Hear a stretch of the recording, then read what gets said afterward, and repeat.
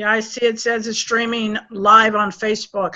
So good evening, everyone. We're going to call this joint study session of the Sausalito Marin City School District and Willow Creek Academy Board of Trustees meeting to order on July the 14th, 2020 at 4:10 p.m. Mr. Weinsheimer. Great. Yeah, I'd like to call to order the joint study session between Willow Creek Academy and the Sausalito Marin City School District on July 14th at 4:11 p.m.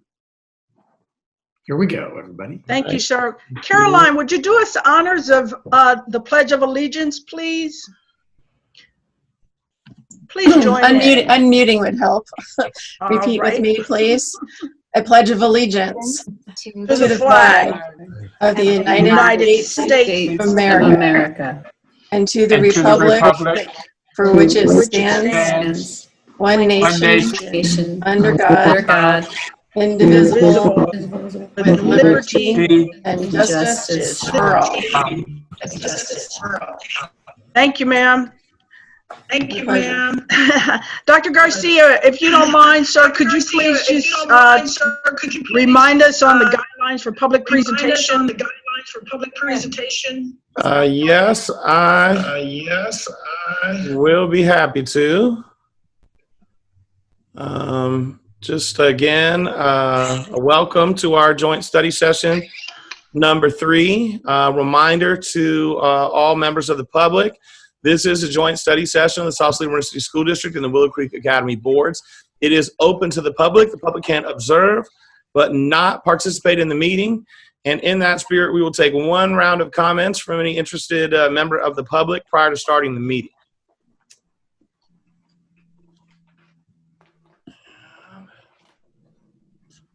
Let's see. So I'm looking for participants. I'd like to recognize Barb Killey first, followed by Yasmin McGrain. Barb, would you like to go ahead? Yes, I just had to unmute myself, sorry. I was looking at the documents that you included and was interested to see that you're looking at reconvening the work groups for feedback on the drafts, and I wanted to know or recommend that you would be reaching out to the parental communities and communities at large from both of the schools to increase the participation in these work groups. The work group I was on was fundraising, and I think there's only about 2 of us left who are, able to participate at this point. Thank you, Barb. It is a both and situation and not an either or. So we will absolutely reach out to our parent community at writ large, whether or not they were part of a unification work group or not. Thank you. The next member of the public wishing to comment is Yasmin McGrain. Want to recognize Yasmin McGrain.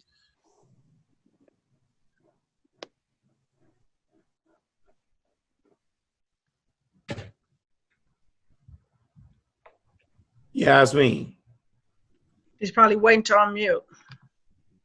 She's unmuted.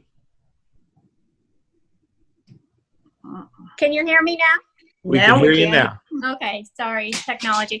Anyway, thank you. It's Yasmin McGrain, and I wanted to start by thanking all of you for the part 3 of our joint study session, and also thank you for laying down the seeds of trust that enabled everybody to come here today. And as a parent actively involved in the unification process for a long time, I wanted to encourage you to make key decisions today. I believe that's what many parents and teachers and students are now looking to you for. We all know really that there are so many factors in unifying, and some of them I think you'll probably have a lot of clarity on, while others you'll probably have some less clarity, some doubt. But I believe through this long road we all have really taken to get here today, we have arrived in a moment where we have enough information to turn decision to action. I believe we will gain more knowledge through our doing and less through our inaction.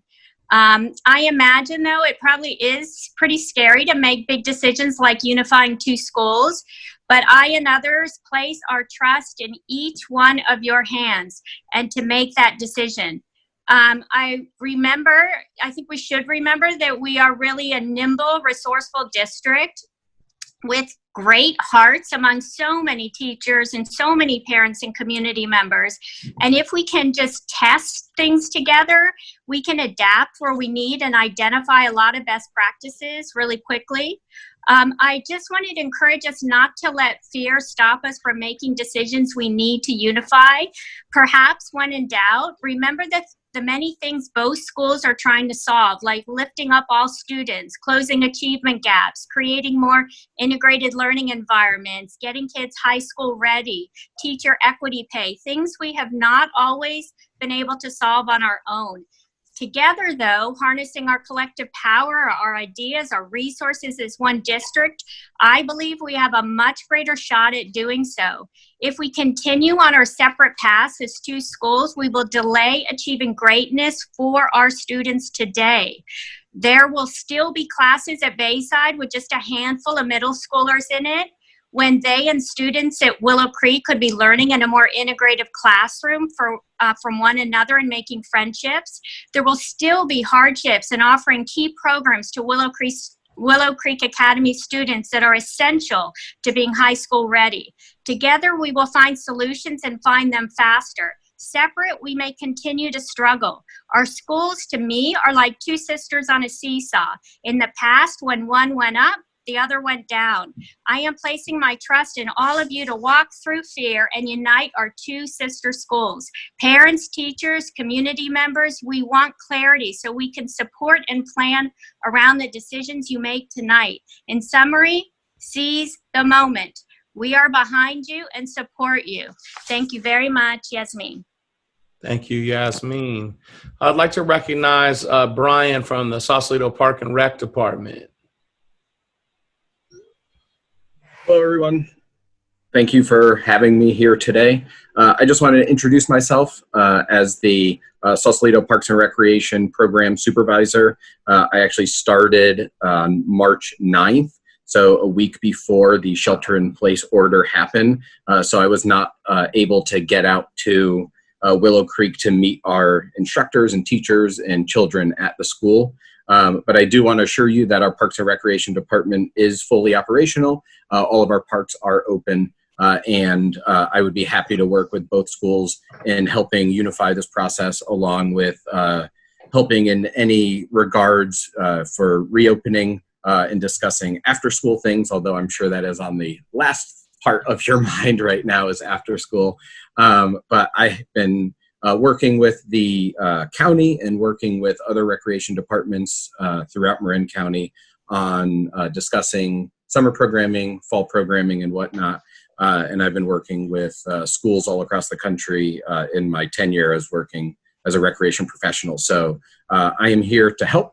I am here to work with you of figuring out any open spaces that you could use during the school year in our parks to be able to get the kids outside and out of the classroom in order to provide them a safe and healthy place for them to participate in school. So thank you for doing this. Thank you for inviting me, and good luck in the process. Thanks. Thank you. We'll be calling on you shortly, sir. We appreciate the support. Absolutely. I see no other efforts from the public to comment.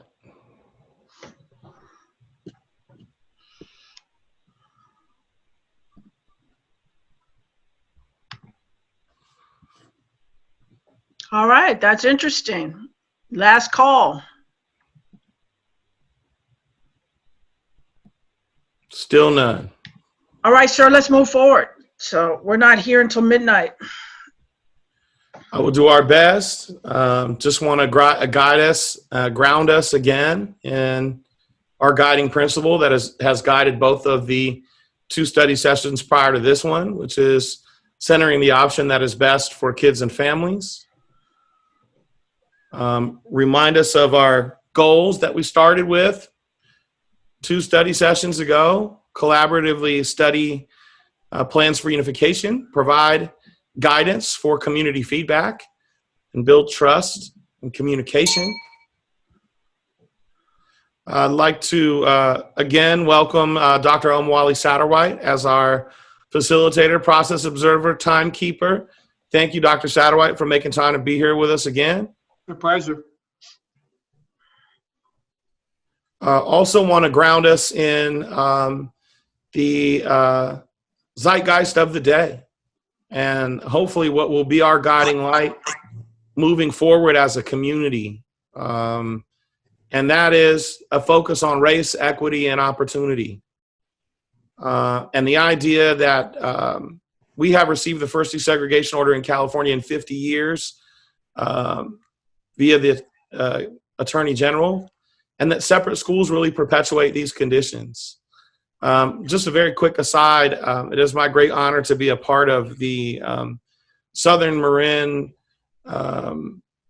sort of interdisciplinary coalition, which is Supervisor Sears and Kurt Weinsheimer and Joe Burns and County Superintendent Mary Jane Burke and County School Board President Dr. Robinson and myself. And we met the other day, and the Sausalito City Council is taking some really encouraging action around creating a real equity statement and a real equity lens. And I believe that together we as a community can sort of light the way for the rest of our county, the rest of our state, perhaps the rest of our country, and how to overcome many of the things that divide us, and how to safely do school in this unprecedented era. I know you've all seen this before, but I believe it remains incredibly relevant as we continue our conversation.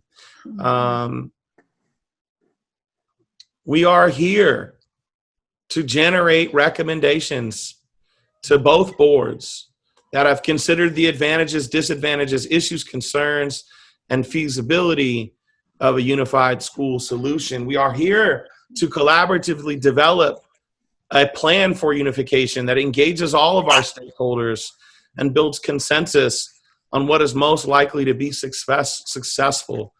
And I just want to remind everybody, we haven't made a decision yet. And I appreciate the calls for decision-making and action. We will not be taking any actions tonight, but it is our great hope that we can provide the community some guidance on exactly what we want feedback on, so that we can take some action in the not too distant future. So I don't want anyone to be frustrated by, hey, wow, we didn't see a vote or we didn't take an action. Everything is a discussion tonight. In order for us to take a vote, things would have needed to have been posted as action items. And you would see an action item take place at a special board meeting or a regular board meeting. But this is a study session. I just want to remind everyone of that.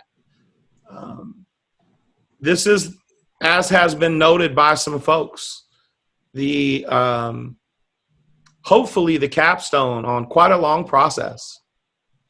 26 unification task force meetings, 50 hours of meeting time, 4, I hope soon to be 5 town halls, 2 surveys, over 5 dozen community members engaged in work groups and creating recommendations. We've extended the deadline for this recommendation twice, and I hear that call for not really extending that again and getting to a place where we can turn the corner and get action. And all of this has been done in the spirit of consensus building, in the spirit of collaboration, in the spirit of community engagement.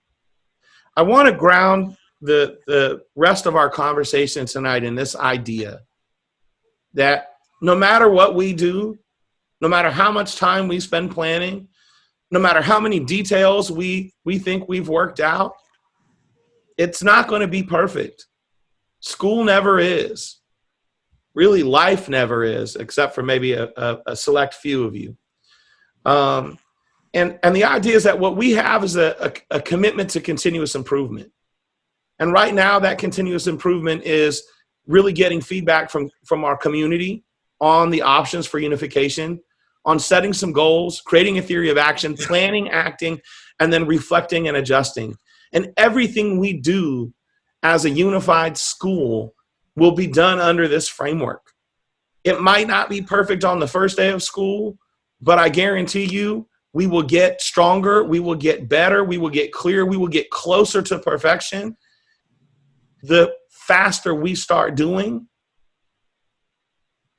And so I want to invite all of the trustees and all of the public to lean into this idea that everything that is before us tonight and everything that is before us as a community is about a continuous improvement cycle.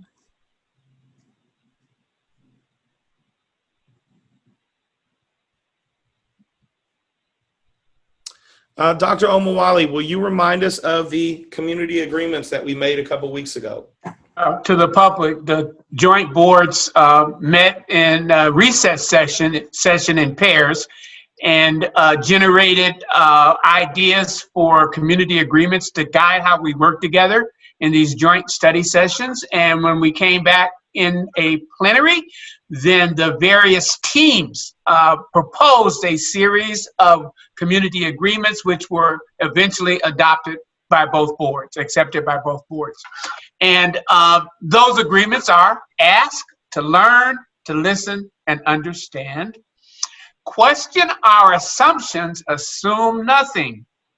Look through an equity lens, respect each other's voice, be real, share airtime, stay calm and be present, keep an open, independent mind, stick to the agenda and the goals, respect and hear out the speaker, each speaker, ask for clarity when you don't understand, and honor and value a diversity of opinion.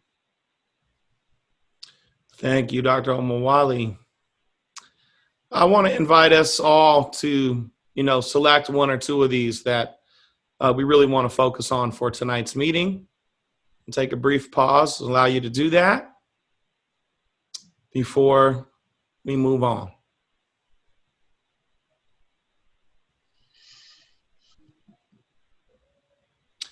I want to remind us that we may call tonight for some consensus building. This is not the same as taking an action.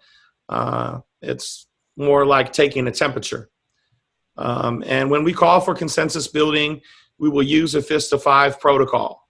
5 being an enthusiastic yes, 4 being a supportive yes, 3 being a sort of a lukewarm yes, but a yes nonetheless, 2 falling down on the side of disagreement, desiring more discussion, a 1 requiring more discussion, and a fist of flat out disagreement. And so we're going to actually allow us to practice this right now. And so we had 6 hours of meetings, and we covered all of the things here: organizational structure, governance structure, whether it was a charter school, a traditional school, or a hybrid thereof, personnel structure, how does HR look, that it's all union, questions around staffing.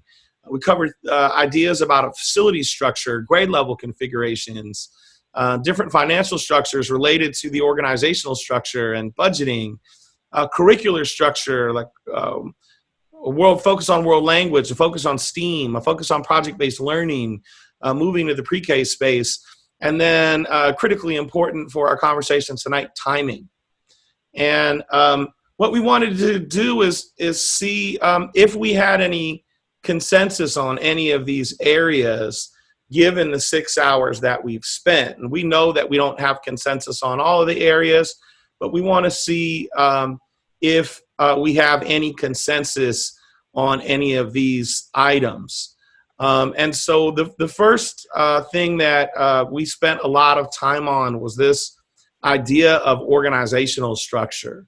And if you'll remember the heat map, we looked at the traditional structure as being the least complex and the most fiscally viable. And so I wanted to call for a fist of 5 on that idea that as we focus on getting feedback from the community, that we are focusing on a traditional structure for in-person school with the potential for it to be hybrid with a dependent charter governing the online portion of the schooling. And so I'd like to call for a fist of 5 on that idea. So I'm asking all trustees to put up a 0 through 5 if you if we have consensus around that being a focus of moving forward. Sorry, Itoka, just to be clear, of having a traditional and a hybrid structure, I'm trying to understand what's the fist of 5 that we're, and you've got governance structure in there also. So are we, I'm not sure that, are you talking about governance or are you talking about, which about organizational structure are you Thank you so much for clarifying, Kurt. Not talking about governance structure, just talking about the organizational structure. Traditional K-8 model with a dependent online option. It's where we spent a lot of time over the last couple meetings. Okay. And do you want them, Dr. Garcia, to fist the 5 in the screen or in the chat room? They can do it on the screen. Thank you. And once again, the fist of 5 is just on this organizational structure. Just on the organizational structure. Okay. K-8 traditional with a dependent charter online option. All right. So that governance, that's just a placeholder there. We're not. I will get back to that. Okay. All right. And can I ask a question about the flexibility related to the hybrid learning, the charter aspect of it, that it wouldn't necessarily be uniquely online learning, that might be some manifestation under COVID, but that it could be, had flexibility to be sort of a personalized learning charter that's probably largely online, but is there flexibility there, or is it's kind of got to be online? It's all in how the charter would be written. What we've talked about is most of the brick and mortar focus being under the traditional model. Can you clarify what were the benefits of doing the charter online model? Was a new model that we had never, at least had never been brought to the Willow Creek board before this session. So I don't actually think, I don't have a very good understanding of the ins and outs of that. And or you had mentioned the financial aspect, and the finances showed that we had a big gap to fill in a traditional model. Did that include traditional and hybrid? I wasn't clear on that. Yeah, so really the benefit of having the dependent charter online is the ability for out-of-district students to get 70% LCFF revenue there. If we did, we can do a homeschool model and we can do an online learning model and a full traditional configuration. We would only get 25% of LCFF revenue for out-of-district students under that model. And is this I'm sorry, I don't want to interrupt. Please. No, go ahead, please. Yeah, I was also a little confused about that being, I didn't know that was the model that we're trying to build consensus around. I thought that the use of a dependent charter for only online or virtual learning was if we were talking about a merger in a COVID environment, for which would be the immediate merger versus a next year merger. And are we talking about that as something that is only in the context of a September 20 versus September 21 merger? And again, I don't I don't feel like I'm really prepared to comment on the use of a dependent charter in the hybrid model. Yeah, thank you for asking that clarification, Jim. And given the questions, maybe we can set aside that part. I would actually like to invite us to consider, though, that everything that we're discussing it's not about a COVID-19 decision per se, right? I think that there is a benefit to this structure in a post-COVID-19 world, whenever that may be, whether it's a year from now or 3 years from now. It's sort of hard to prognosticate the timeline of this thing at this point. But I think that there's a benefit for every recommendation that we're making, COVID-19 or no COVID-19, and I want to be very clear about that. Yeah, and my sense of the last conversations was that we were directionally talking about it, the core being a traditional school option to be sorted out on grade splits, facilities, etc., and that was presented, I think, by the UTF as the easiest path, or the one with the least friction, if you will, toward a combined school, and then a question mark on how might we benefit from this other add-on of a dependent charter, if that's helpful financially or for creating greater opportunities for more students, with as sort of a question mark. So I guess I don't know how I'm supposed to be voting, so I want to make that statement in advance, depending on how many fingers I hold up. It's recognizing we're directionally going down the path of a traditional model being the one with the seemingly the least friction or the easiest to implement. Thank you. Maybe that's an easier thing to build consensus on. So let's separate out the dependent charter model, and can we get a fist of five on focusing on the traditional model as the way that Jim just described it?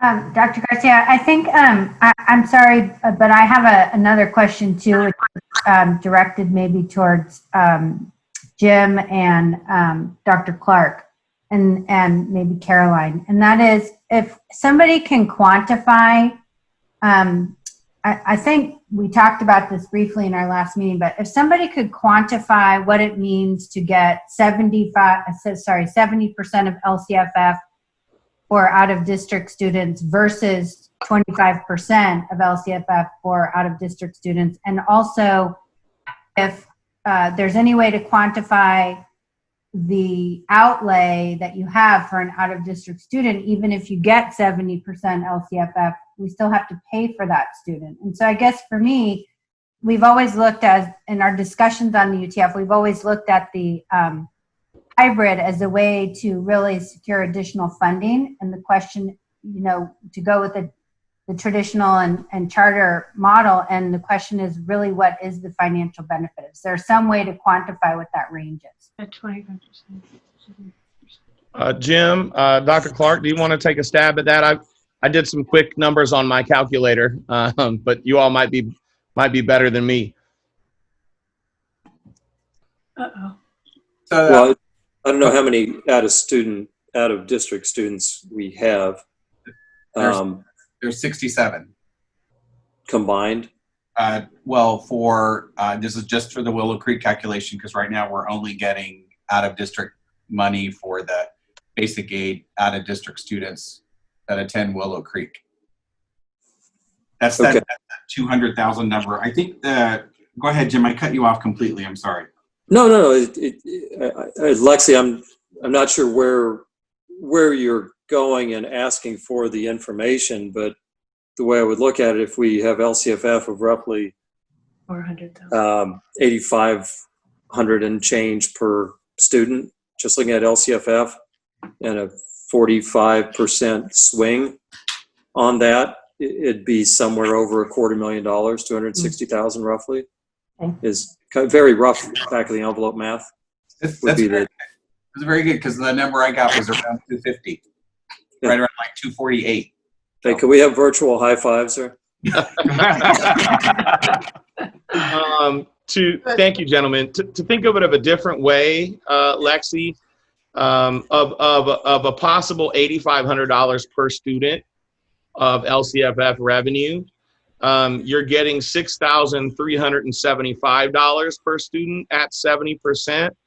And at 25%, you're getting $2,125. And your point is well taken. For us, for either organization, Willow Creek or Bayside MLK, to educate out-of-district students, it costs more than either of those figures. Okay. The total cost of education, staffing, curriculum, food service, insurance, all the things that go into the total expenditure number divided by the total number of students, neither of those figures covers that whole amount. Yeah, I just want to add that a lot of basic aid districts don't typically enroll out of district students because they don't come with additional funding. The charter model creates a little bit of difference there. So this is something to be worked out, but I think we talked about out-of-district students, of course, being involved in the unification, but perhaps not enrolling in additional out-of-district students going forward. And so this might be a temporary impact over, temporary meaning maybe 6, 7, 8 years as those students graduate or leave through other attrition reasons. And so while the revenue would go away in that scenario, so would the expense. So this is perhaps an issue that would time itself out over time. I have a process question here, I guess. I thought that when you were calling for the alignment, part of the voting was if you desired or required more instruction, you would be at a 1 or a 2. And I'm just observing there's 6 or 12 bullets that you're going to pull on, and we spent a lot of time in discussion. And I'm still confused as to are we evaluating traditional with dependent charter, or are we reframing it? I think we had a call for a reframe, which was to set aside the hybrid and say we're focusing on a traditional model. I think that's where I heard people land. So that's what I called for a 5 on. Okay, so to me, those are totally different. I'm positive on the traditional model, but need a lot more discussion on the hybrid. Me too. Yeah, I think that's what I heard as well. So would folks give me a 5 on the traditional model? Can I ask one other question? Is that the recommendation of the Unification Task Force to go with the traditional model? We certainly believe that is the least complex and most fiscally viable option, yes. Although, if I can add, Itoko, the Unification Task Force purposely did not make a recommendation, just wanted to bring to you the pros and cons of each. Also, I just want to jump back in and say, if the difference is $250,000, then that's not insignificant. So I think that warrants more discussion of the hybrid. Well, I think 250 is the total Voting on both amount, options. but the difference would be between 70% and 25%. So we wouldn't lose 100% of that. It would just be 2/3 of it. Mm-hmm. That is the 2/3 number. Oh, it is? Yeah. That's what I thought. Yeah, that's what All right. I'm sorry, I misunderstood.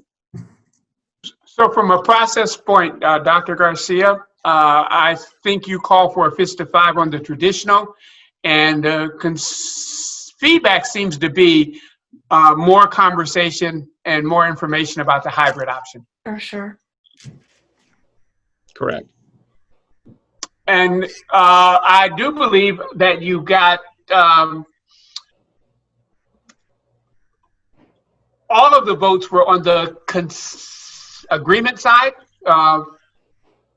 although all were not 5 when I saw the hands. Did everybody vote? I couldn't see everybody. I'm sorry. So can I call for a 5 one more time? Sure. That way we can see everybody.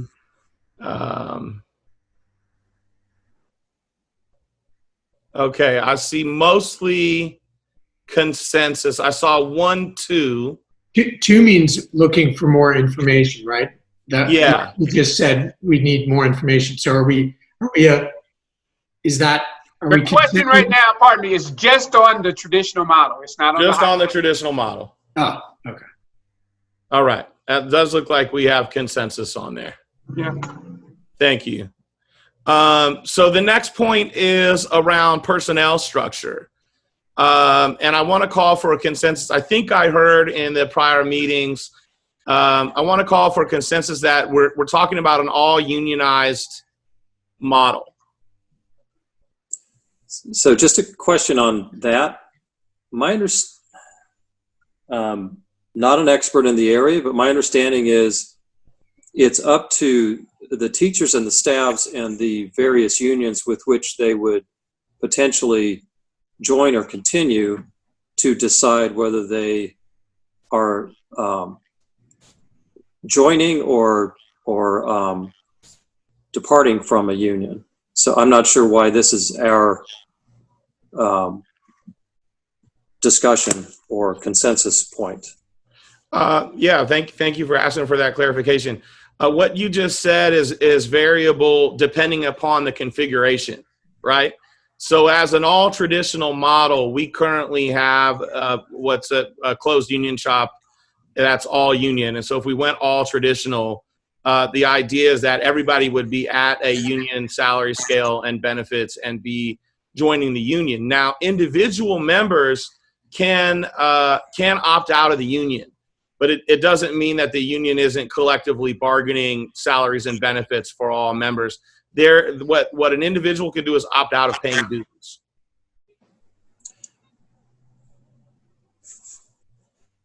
And then Still be part of that collective bargaining unit. They just they would be opting out of the dues. So I have just a comment, or maybe it's a question, but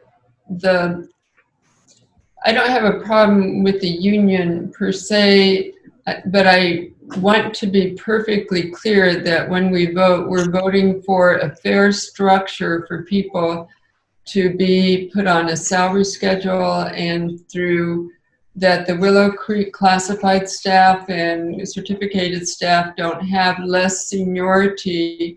And those are all union issues. And I'd have a hard time going with this if I felt like the teachers and the staff in one school will not have the same seniority to positions. And I know that's a union issue, and I know it's a hard one to cross, but that's how I feel. I'm particularly to me the points that you bring up, Johanna, are I'm thinking a little bit more around staffing. But to your point, they are union issues. There are things that would need to be negotiated with the union. So, that would be something that is negotiated.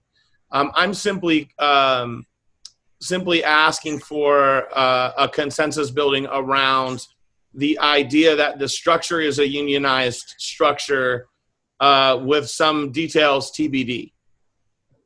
Dr. Garcia, when you talked about staffing structure, meaning the number of FTE for a certain position and the accreditation requirements related to those positions and that kind of thing. So when and what Johanna's mentioning, right? Step and column placement, seniority, those are all questions of staffing of HR. That's why I didn't call out those bullets. I just called out the union bullet. I know those are questions that we have to answer, and not to beat a dead horse, but those are questions that will be answered with direction from both boards, but also in negotiation with our collective bargaining partners. So, I mean, I don't feel that's even appropriate to vote on that or fist to five from an alignment standpoint when we haven't, well, first of all, I haven't read the CBAs, so I don't know what those say. I don't know how many unions we're negotiating with. More importantly to me, I don't think we've gone into the level of review and detail that we need to about what are required positions to support the educational and social outcomes that we desire for our students and their families and the community. And what does that look like on a steady state basis? Excuse me, nothing's ever steady state. So looking post-COVID, what do we need? What's that look like, both from a teacher standpoint in the classroom and in supporting roles? And let's get that as right as we can. And to me, the union, non-union is kind of a sub-point under what do we need, and will the unions help us to better support that? And if they do, great. If they don't, then we should have further discussion. And then I think there's a question on, if we jump into something with a presumption that it's union before knowing what it is we're trying to build, then do we lock into something that's difficult to change or unwind versus getting it right first? So those are my questions. Happy to vote on it, but I'll be having single fingers. Yeah, thank you, Jim. So unlike what Jim just said, to me, I thought that this is just kind of like to pursue it, a discussion to this is what it would look like. So not like a hard sell, we're going union, but to pursue what it would look like if we did go union. So I'm a little confused. Yeah, me too. I guess my question is, what do we need to align around in personnel? And the one thing that we've talked about is that we want to have fair and equivalent compensation structure for all of the teachers in a combined school environment. And pensions and benefits. Well, comp and benefits, yeah.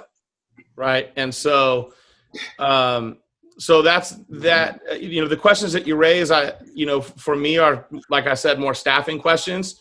And I think that it's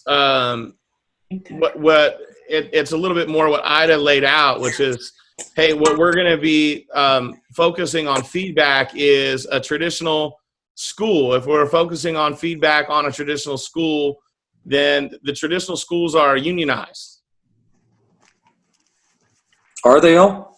I didn't.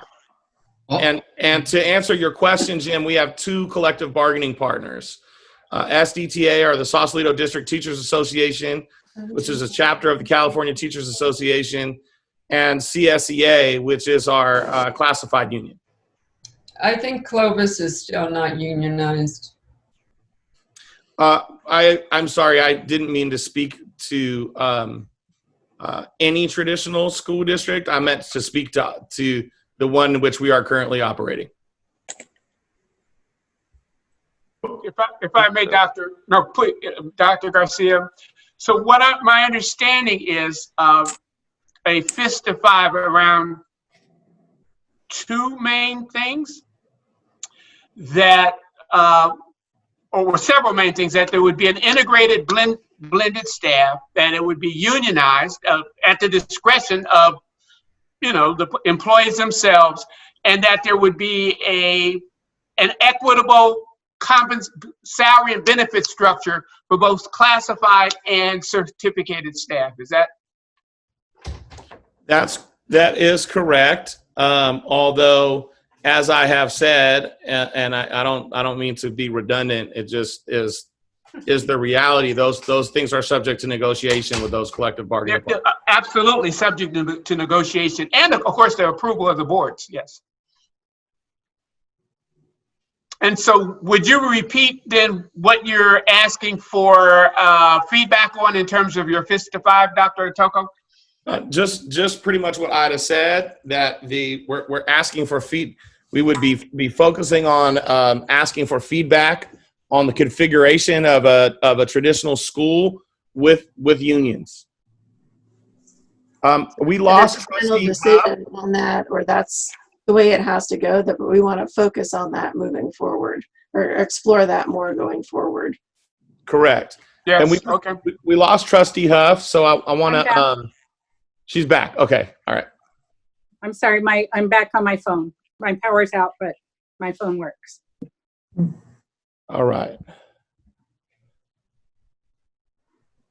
So I've gotten confused on whether we are looking for alignment on whether we have essentially made a decision, like we're going to use a traditional structure, versus we're going to pursue or focus on this, but we haven't decided. Those are very different things to me. We're going to focus on them, and we haven't decided that we're not. This is not an action item. No, but in terms of alignment, again, I know we're not voting in action, but if you're polling for alignment on, are we aligned that we're going to, whatever the education looks like, it will be unionized? That's a very clear question. Versus, are we aligned that we're going to pursue and look into unionization? That leaves it a lot more open. And so I'm trying to see. One is we've ruled out everything else for the most part, and the other is we're going to be looking at this one a little closer. They're almost opposite in some way. Well, given that, we can't make a decision, and given that none of these things can be finalized without negotiating with our collective bargaining partners, I would invite us to consider the latter and not the former. Okay. I mean, we'll be looking at this more closely. And also in that vein, if we, for example, say that we are in consensus on for example, unionization as a concept to pursue, if in the future something happened that we learned that in the collective bargaining agreements that somehow impeded our ability to apply, for example, elimination of workforce equally through the district, then we could go to another solution, right? We're not committed to something that if we don't have all the information, and we might want to reconsider, like if reductions in workforce aren't applied equally through the district, then that would change my feeling about a certain subject. Yeah, I feel like the union non-union is an obvious topic that needs to be addressed in the process of unification, as is who has a job and who doesn't, which I think would be the bigger question for our teachers and staff, and I don't know how that's affected by union or non-union status. And then the principle, to me, is more about fairness and equity than it is about union or non-union. That's, again, it's something that needs to be addressed in the process, and I'm not comfortable voting on consensus around that as the primary personnel structure issue.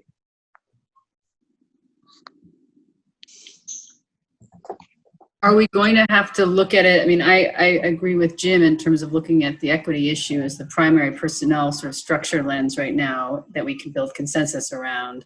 Well, I don't want to put words in your mouth, but that resonated with me. But at a certain point, when we look at the financial structure and budget, we're going to have to assume some things.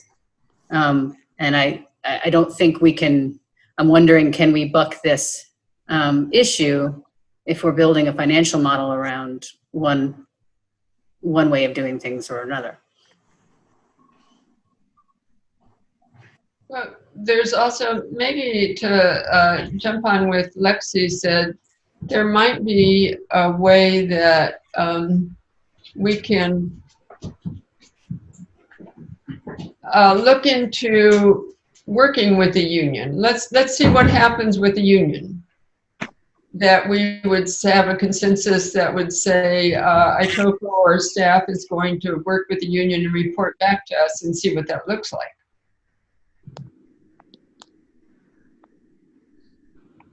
That's really exactly what I'm calling for a fist of five on. Is not hey we're tally ho, away we go, but that this is where we're going to focus our exploration. That's what I thought. I could have been wrong, because And Lot to of Mike's conversation. point, all of our budgetary assumptions are built around union salary and benefit costs. Alexandra got a comment. No, I wanted to give that a 5. Giving our fingers. All right, so I'm gonna call for a fist of 5 and Lexi gave it a hallelujah. Hey, Toko, maybe you could just state exactly again what the fist of 5 is for, so we're all real clear. We're exploring more deeply what a fully unionized unified school would look like as an option.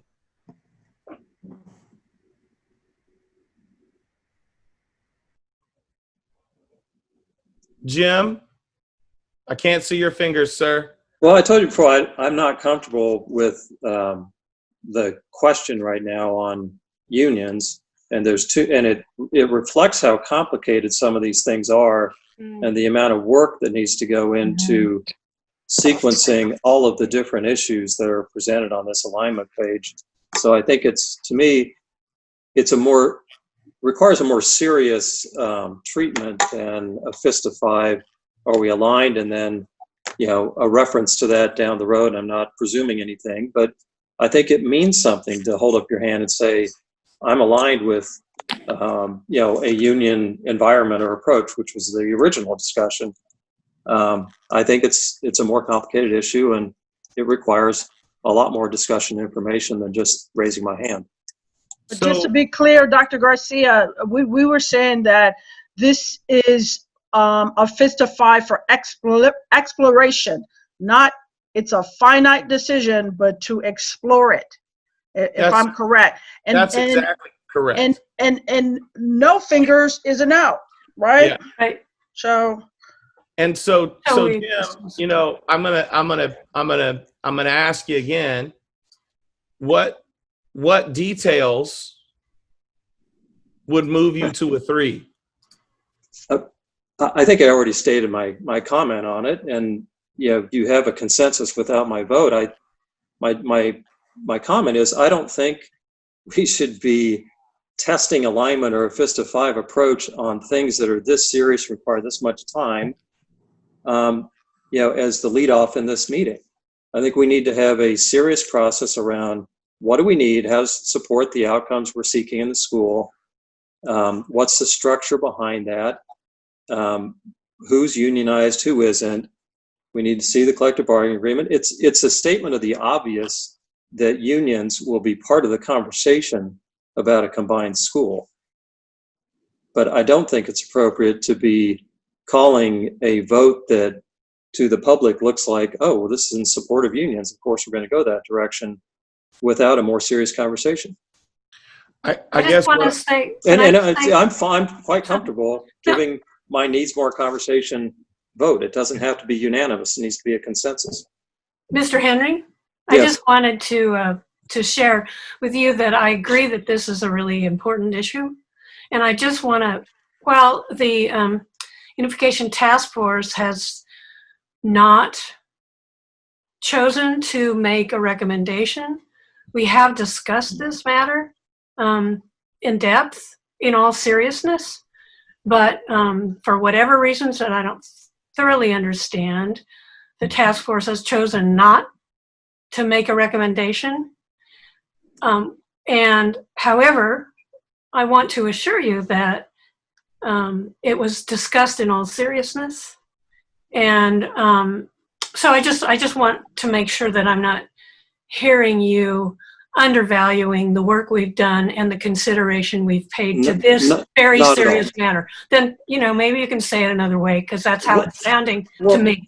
Well, no, not at all. I think that the task force, with the number of meetings that have happened, as was stipulated in the front end of this, and I know the work, that I saw happening on the front end, and then certainly what I've heard from our members, tremendous work. All these things have been thoroughly discussed.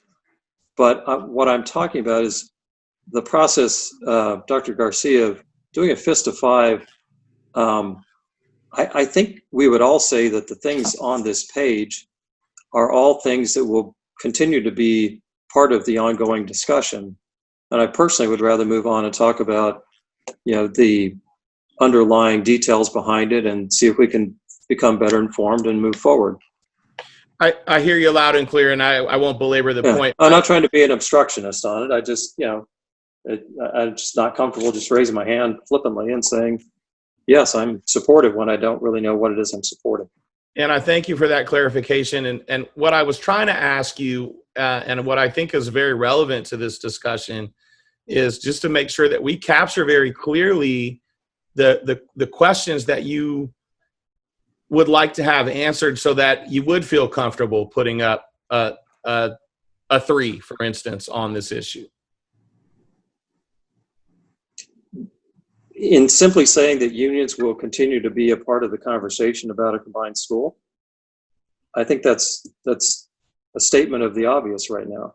But Jim, I think the question is more kind of from a go forward standpoint. Yeah. Not what can be answered right now to get you to a 3. It's from a go forward standpoint. What are the key questions we need to answer in order for us to get more comfortable with that decision? So is it understanding the current contracts? Is it understanding the impact on the budgets for if we had union versus non-union? Right. Like, what are those buckets of questions? Because those are all the buckets that I have. Like, my 5 was, I would love to research this more. Yeah. It's like a 5 of a 2. I think I don't know what those contracts are like. I don't know what collective bargaining looks like. So Jim, I think that's the question, is what are those key areas, right, Atoka, that you need to understand to get there? Because those will inform our next steps as we move forward. Precisely. So, thank you, Kurt, for clarifying. So I'll give you a 3 on that. We need to continue exploring the union options and the implications of that in the context of the overall personnel needs. Okay. All right. Thank you, Jim. And, maybe it would help to, outside of the meeting, have some reflection time. And I'd love for you to send me a detailed list of questions that you have on this, so that I can start the information gathering process.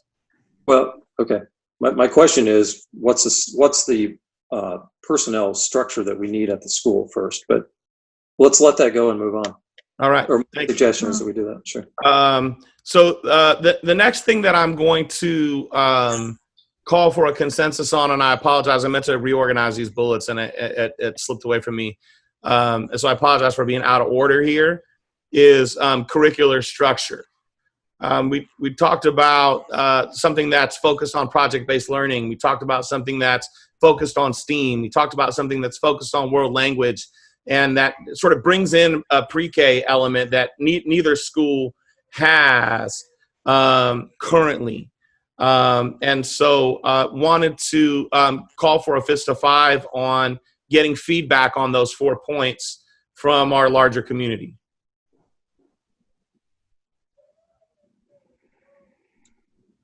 I see hands from almost everyone.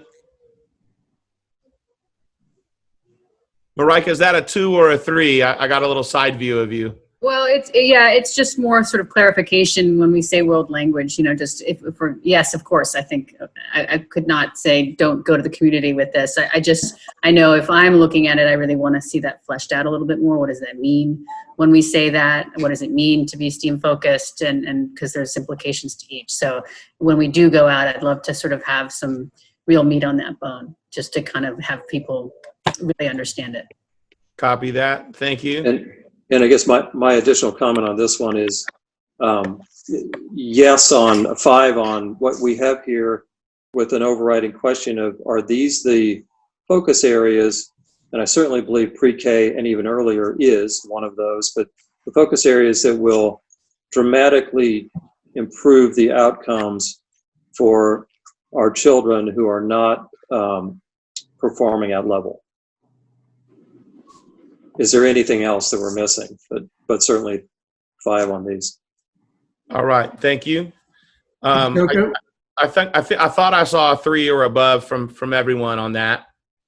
Atoka, one thing to add was we also had, and I think this points to ties in with what Jim had talked about.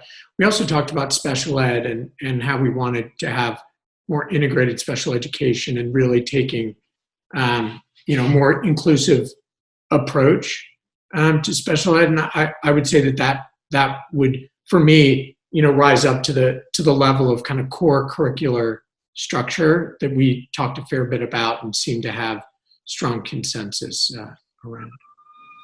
Yes, thank you. Absolutely. I generally would consider special ed to be sort of a program and less of a curriculum, but I absolutely see your point. And would they not be intertwined, some of the students in special ed, would they not be intertwined in some of this world language and STEAM and project-based learning? Yeah, absolutely. I think to Kurt's point, if we were going to add a curriculum bullet around special ed, it would be sort of like a full inclusion model as a focus for special education. Gotcha. Yeah. Thank you. Okay. And I think I can anticipate some of the answers here given some of the discussion we've had. But want to invite us to look at these last three bullets, beginning with facility structure, grade level configurations. What we have talked about thus far under a traditional model is, and I just to be fully transparent, I wasn't anticipating consensus one way or another on any of these things. Like I said, it's intended to be much more of a temperature check. But what we had talked about in most of the discussions that we had at the last two meetings was focusing on K-5 being at the Nevada Street campus in Sausalito, and 6, 8, and pre-K and TK being on the Phillips Street campus in Marin City.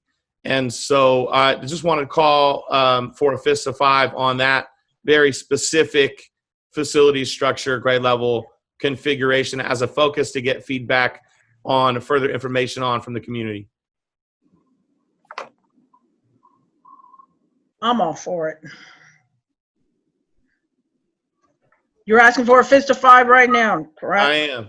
All right. So was it K5 and 6 to 8? That's correct. And flexibility depending on the numbers, like we discussed last time, on Yes. whether it's 6 or 7 Yes. and 8. Okay. Jim, you're a little off screen there. I'm sorry. Oh, sorry. No, I'm supportive. Thank you. My biggest question here is when we talk about the community, are we assuming that means that this is something that we've polled our parents specifically about and families, and that we're following we're taking their input into the final decision making? Precisely, sir.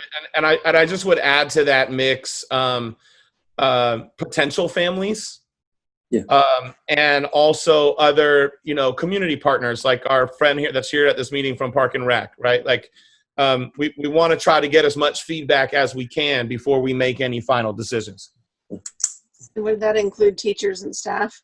Absolutely. Thank you, Caroline, for that clarification.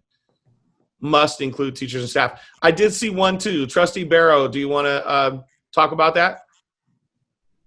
Yeah, I've still been confused as to exactly what you're asking for, and I've interpreted that we're not just looking for alignment on should we keep talking, but we're looking for an alignment on is this kind of the focal area that we should bring forward. And so in terms of talking about these things, I think we're all going to be 3, 4s, or 5s. Like, you have to keep talking about them. In terms of that being the focal structure, almost the recommended structure, I think we need more discussion. Got it. And in particular, what I'm asking for is feedback on that seeking feedback on that specific structure from the community. Again, as the focal structure, I would love to have more. I would seek feedback on more than that one structure. So highlighting it as kind of the focal, just like we did traditional, unionized, these 4 bullet points on curriculum. I was all for those, at least a 3 or better. This one, I just feel, I don't know that I would want to focus on this structure over the other ones. So I dropped down to a 2. Copy that. And safe to infer that additional structures that you'd like to focus on are K-8 on one campus, or is there some other ideas? I certainly, I think at a minimum K-8 on one campus. You know, I guess I just haven't seen enough detail. I'm not even limiting it to those 2. And then it begs the question, which campus could you flip it? You know, there's a lot of permutations, and I just don't feel that there has been enough to pick a favorite yet. Fair enough. Question, if I may. As I understood it from previous conversations, there isn't space to house K through 8 on either campus. Is that correct? Not under small class sizes, there isn't. Okay. Yeah, but there could be under other configurations. And then longer term, that's another thing about facilities configurations. In my mind, I have a big differentiation between what are you doing under this fall and COVID versus where do you build these facilities longer term? Those are very different questions in my mind. The district has experienced K-8 on one campus in years past. Am I correct? Right, believe, but if the number of students that we currently have in both schools, if we added the total number, as I understood it, there isn't currently space for that total number on either campus. Not under the current configurations, but at one time there was over 400 kids on both campuses on the Nevada stream. Yeah. Very well could be, Cynthia. Okay, thank you. Dr. Garcia, when we go back out to the community, is it our intention to go forward with recommendations and sort of to show that we've sort of advanced the conversation to a level where we're ready to sort of recommend? Or do we want to go out and sort of still give a menu of options that we're thinking about? Well, what we're trying to do is start to narrow from everything to a couple options here, right? Where we're getting feedback from the community around what we think as joint boards are the most viable go forward options for unification. The idea is we are, I think, in many senses, obligated to put forward some kind of a plan in the not too distant future here for the community. And so I think what I've heard from a lot of people and from a lot of trustees is we need a little bit more feedback from the community on certain options so that we can narrow to get to some sort of a plan. Right.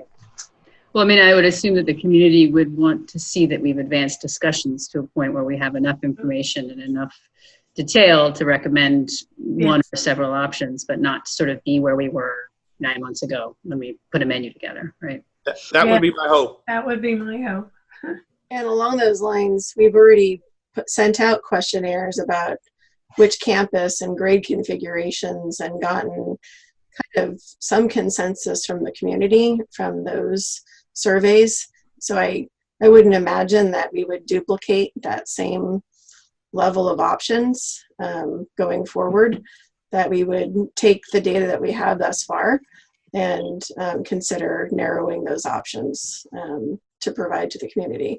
And if I'm correct, I think the teachers and the community and the parents generally favored K-5 on the Nevada Street and 6-8 on the Phillip Street from the past surveys. And I think I also heard at Willow Creek's board meeting that there was another survey done and that same configuration kind of rose to the top.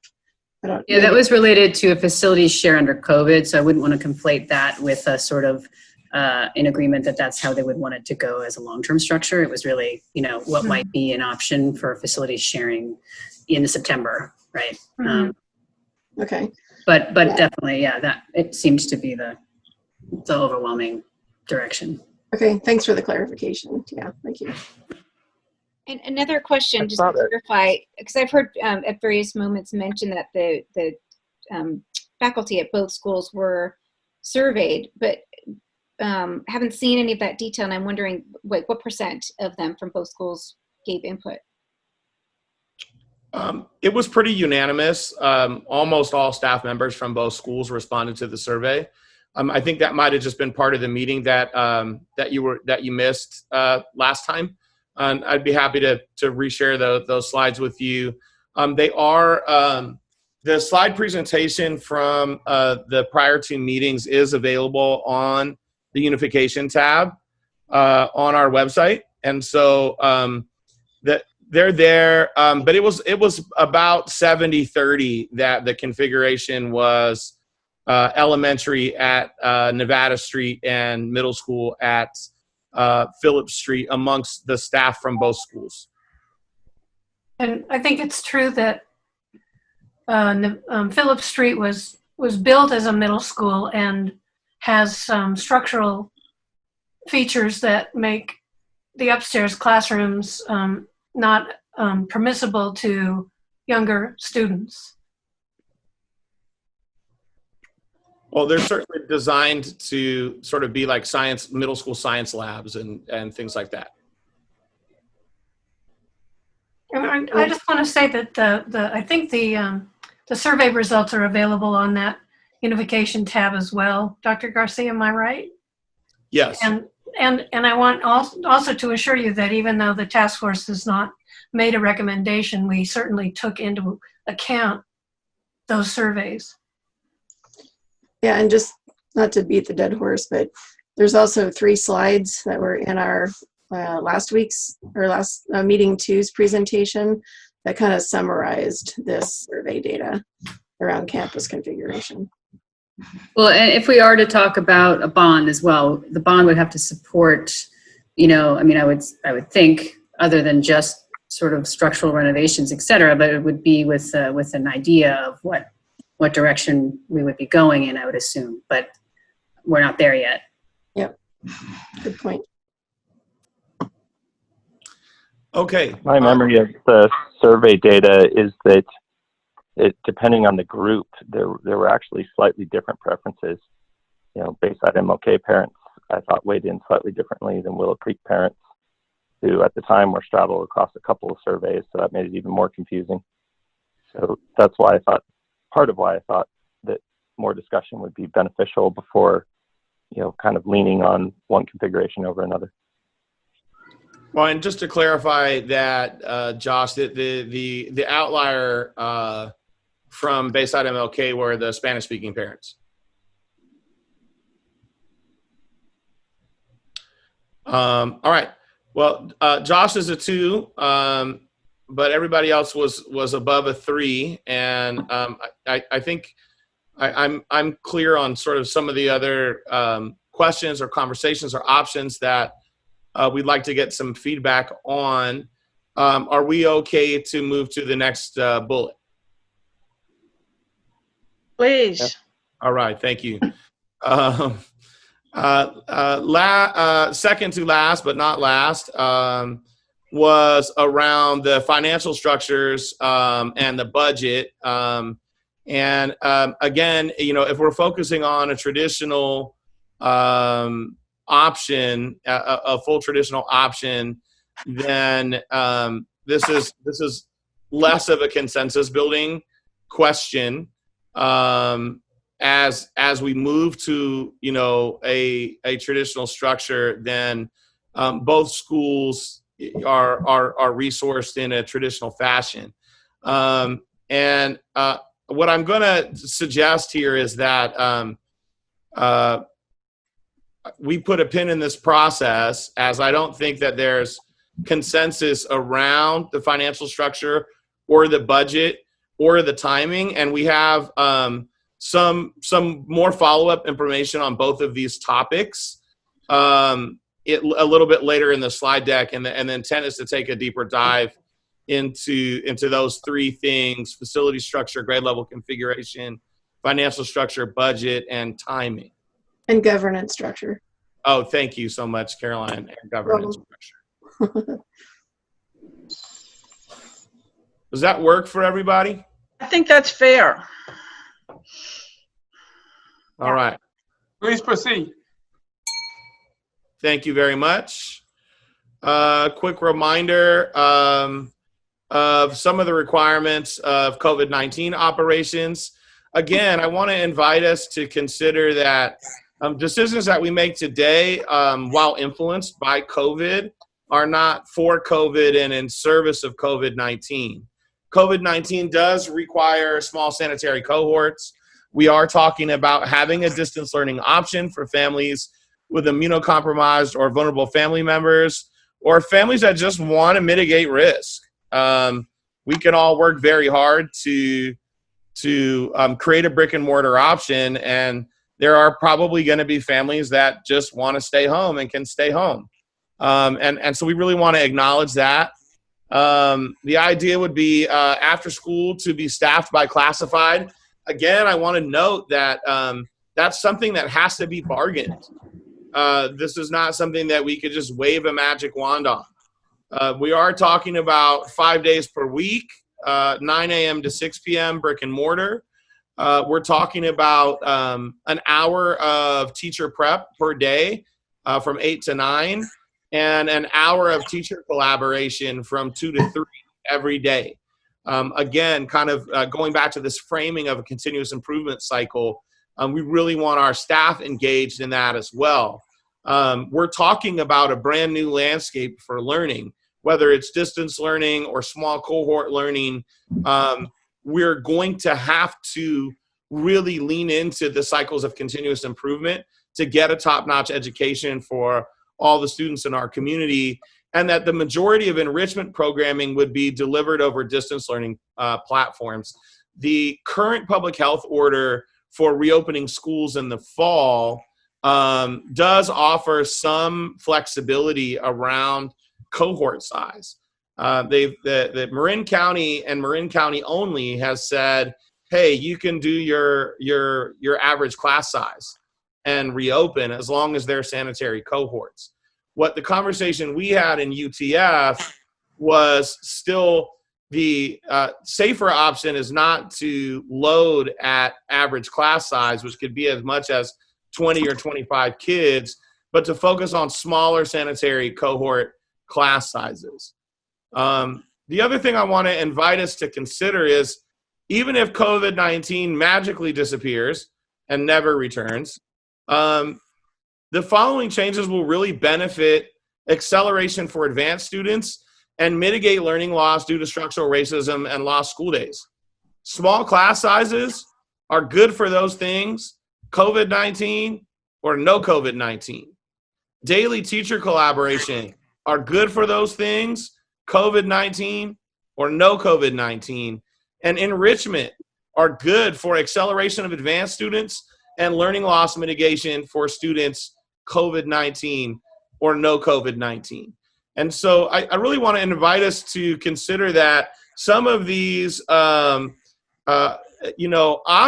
while they are maybe a forced change for the fall, are really beneficial for all of the students in our community, even if it wasn't a forced change.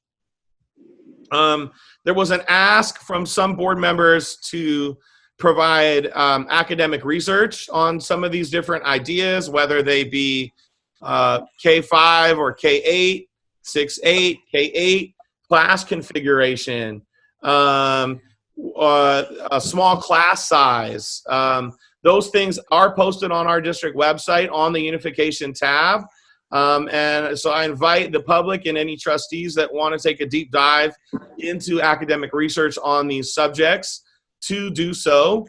I am confident that you will draw similar conclusions as to what I have drawn in reviewing that research. And academic research is always something that is sort of much like the Fist of Five process that we're undergoing through here, something that is subject to sort of consensus. But I want to invite everybody to take a look at those resources.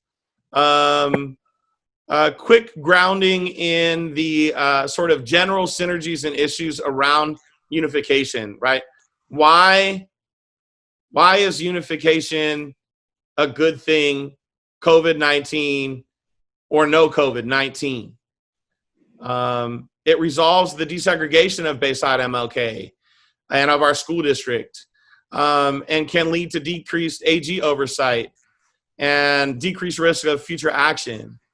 It focuses public funds towards in-class education, enrichment, and specialty programs, and away from two-school redundancies and inefficiencies. Combined curriculum strengths, it combines the curriculum strengths of both programs. A unified effort to maximize achievement for all students and reduce the opportunity gap for students that is a current reality at both schools. And maximizes the energy towards our kids in our community and away from legal and funding disputes. It has the potential to create better prepared 8th graders for transition to high school.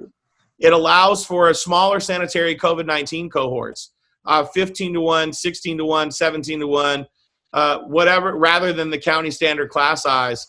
And this is really only possible by unifying and using both campuses. It increases fundraising opportunities and success as one unified school. Standardizes compensation and benefits for all staff, and really centers the discourse around racial equality and equity as an opportunity for change.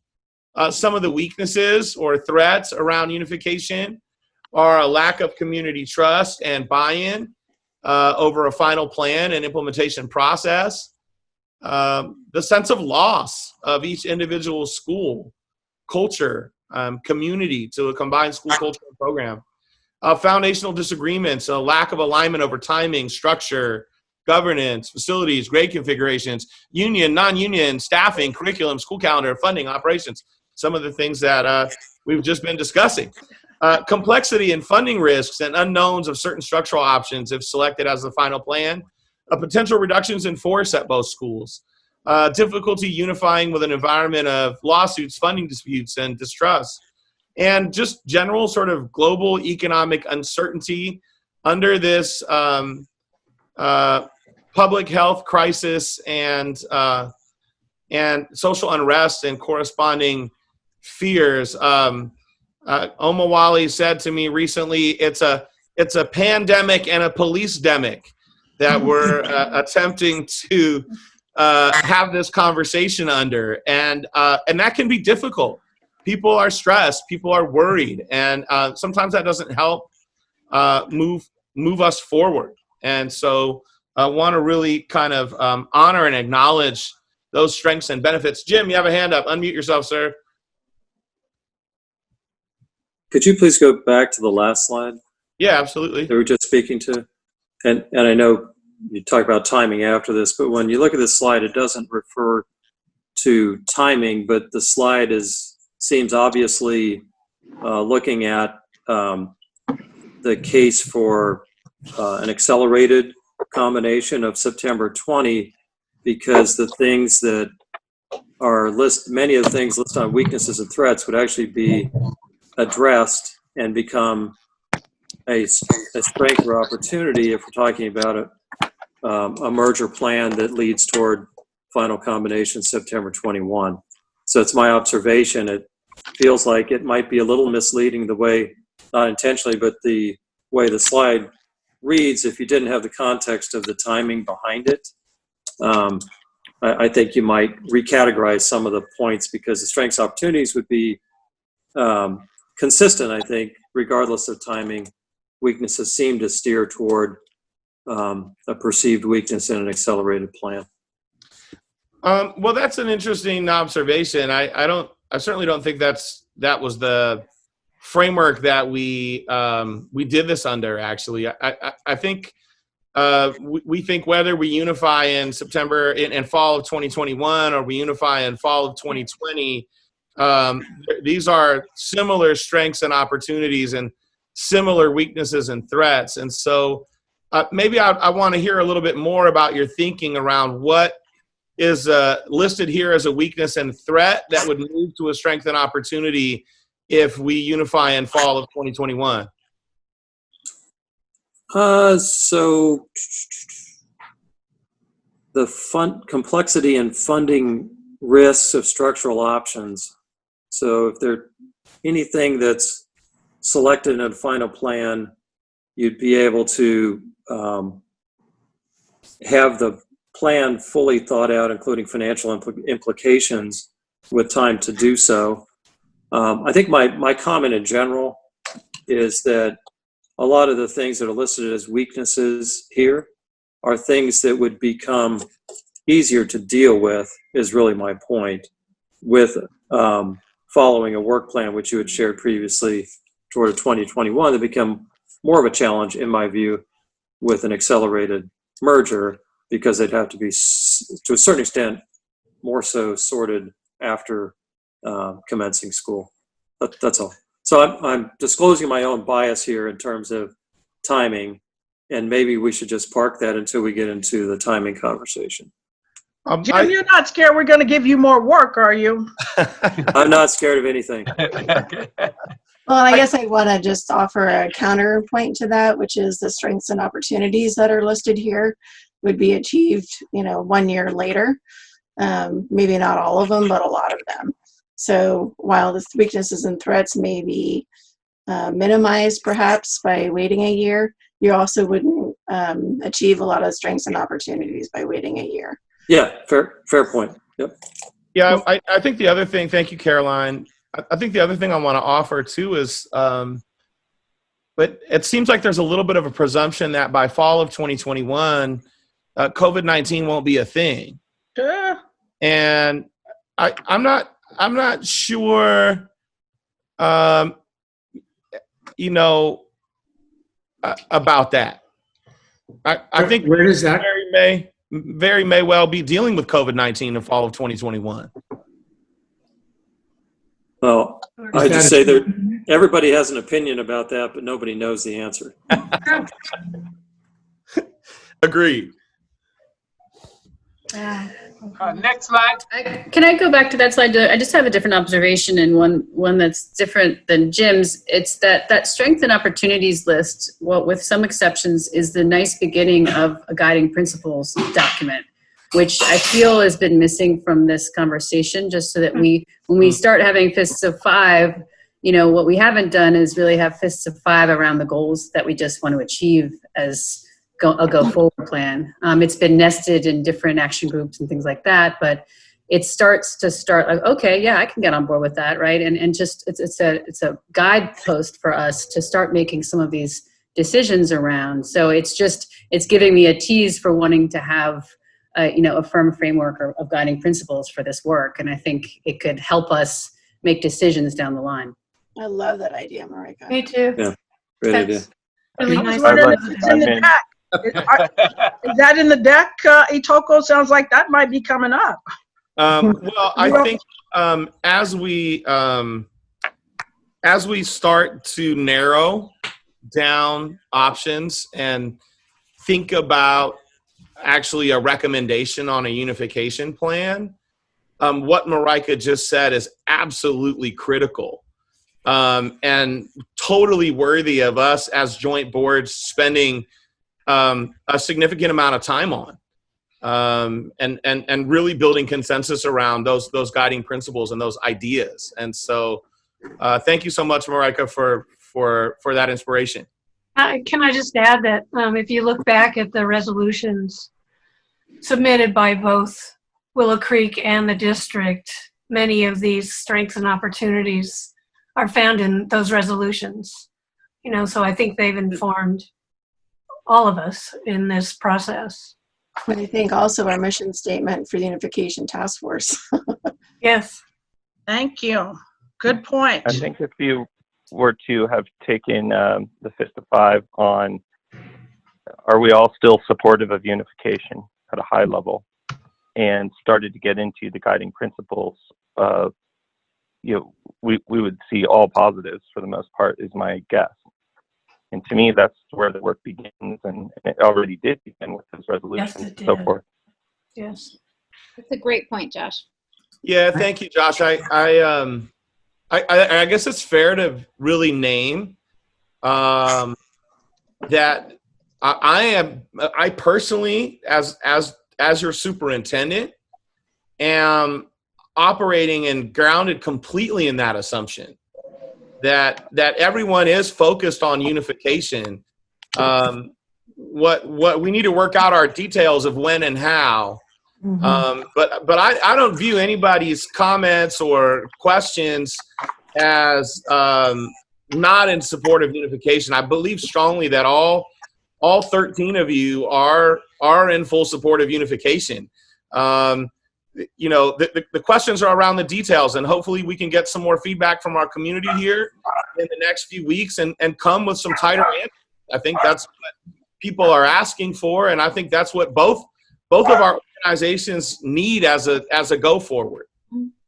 I also think it's important as we look at the strengths and opportunities, there are a lot of things that we can do to solve for these in a unification process. So I think we should also remember, you know, if everything doesn't happen in the fall, we can still be solving for a large percentage of these as far as shared resources, as far as sharing facilities, as far as fundraising opportunities. So I think it's important for us to also understand, like, unification, that's the starting line, right? There's a lot that has to happen over time. So I think that's one of the opportunities that, regardless of, there are certain things that we can solve faster than whatever, you know, a final date is. I think this is going to be a process regardless. Bonnie, did you have a comment? No. I did a fist of 5 on, I think that the idea of using those principles is a great idea for the unification idea. Sorry. I mean, I was fist of 5 for Marika's comment. Thank you. All 5. And around your idea about the timing, you know, certainly even if we were to combine in September, we wouldn't be able to achieve all of these strengths and opportunities immediately. So these would be things you'd be working on going forward as well. Next slide. Absolutely, and that really gets us back to that idea of continuous improvement, right?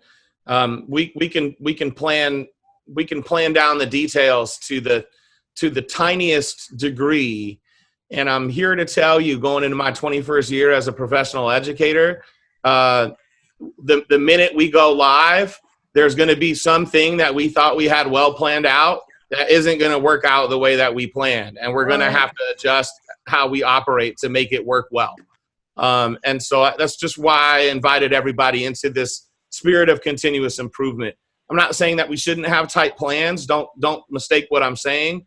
But when you go live with kids and teachers and principals, what you have on paper often needs to be revised. And I believe strongly in a world where we're trying to do school in under a global pandemic in ways that has never been done before, whether we're unified as one full organization, or we're partially unified as middle school only, or if we don't fully unify until 2021, everybody's going to have to be ready to revise whatever it is that they plan, probably within the first 10 days of school, because this has never been done before. Going to the timing of September 2020, and actually one thing I want to invite us to consider is maybe we can move away from September 2020. Maybe we should talk about fall 2020. If full unification is the option, maybe we should look at delaying the start of school until after September. Maybe we don't start school until October. Maybe we don't start school until we've worked out all the details, and really our principals and our teachers, who are the experts at doing school, have collaborated together and worked out the details. Sorry about that. We're in a communal space still here on vacation. And Itoka, maybe that speaks to, we should talk more, maybe focus more on the what and the how, and that will lead us to the when. So that might be a productive thing for us to do, is talk more about, budget challenges and all that. I hate to ruin someone's agenda, but, I think that's part of the question is there's a lot of uncertainty about kind of the how, a bit of the what and the how, and that then helps us understand, like, can we, is this all bigger than a breadbasket that what needs to get done or not? Might be a helpful way so that we could have that discussion like you just mentioned of, maybe we don't need 8 months, maybe we need 4 months. Does that help? I think I'm still grappling with let's get clear on the kind of, the how, what needs to get done. Yeah, and I think we'll get there tonight, Kurt. I'm not saying we'll answer every question, but our hope is certainly to have some more of that discussion tonight. This is really just meant to look backward at what has already been presented, and so I want to invite everybody to consider this basically as what was hopefully going to be a quick review of the final past two meetings, but what is turning into a medium review. And so we had fall 2020 as a timing option. Allows for all of the general unification synergies from the prior slide to be realized as soon as possible.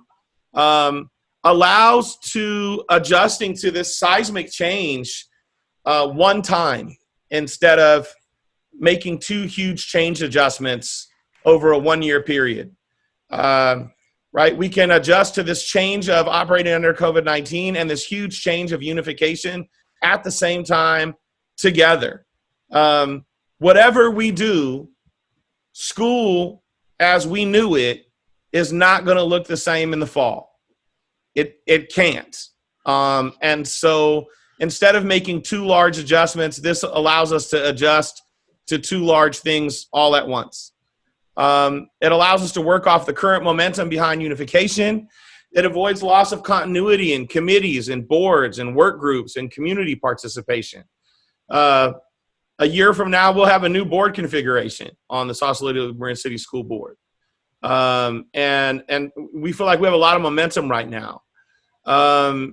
It allows for entry into credentialing programs in the 2021 school year only, which will help guarantee employment for some of our staff that are currently working without a credential in positions that will require a credential for any school configuration in 2025, but would require a credential in a fully traditional school.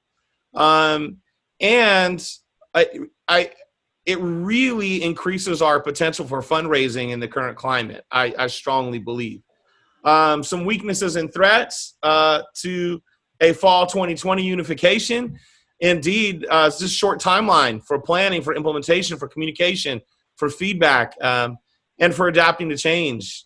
This anxiety, the pressure of planning for COVID can really be a distraction from unification efforts. There may be some desire to unify after the November election and after any litigation is resolved. Even if we put these folks into credentialing programs, and I gotta say, just because somebody's been a paraeducator, a student success coach for 5 years, or just because someone doesn't have a teaching credential, but they've been teaching something at Willow Creek for 7 years, doesn't mean that they won't be a great teacher on day one of school. It doesn't mean that. It just means that they will not have a full credential and they won't have the same kind of teacher preparation that is required by other teachers in our state. For some people, it means they might not be as good teachers, but it doesn't mean that for everyone. And I would use myself as an example. I started teaching under this kind of emergency thing that we're talking about.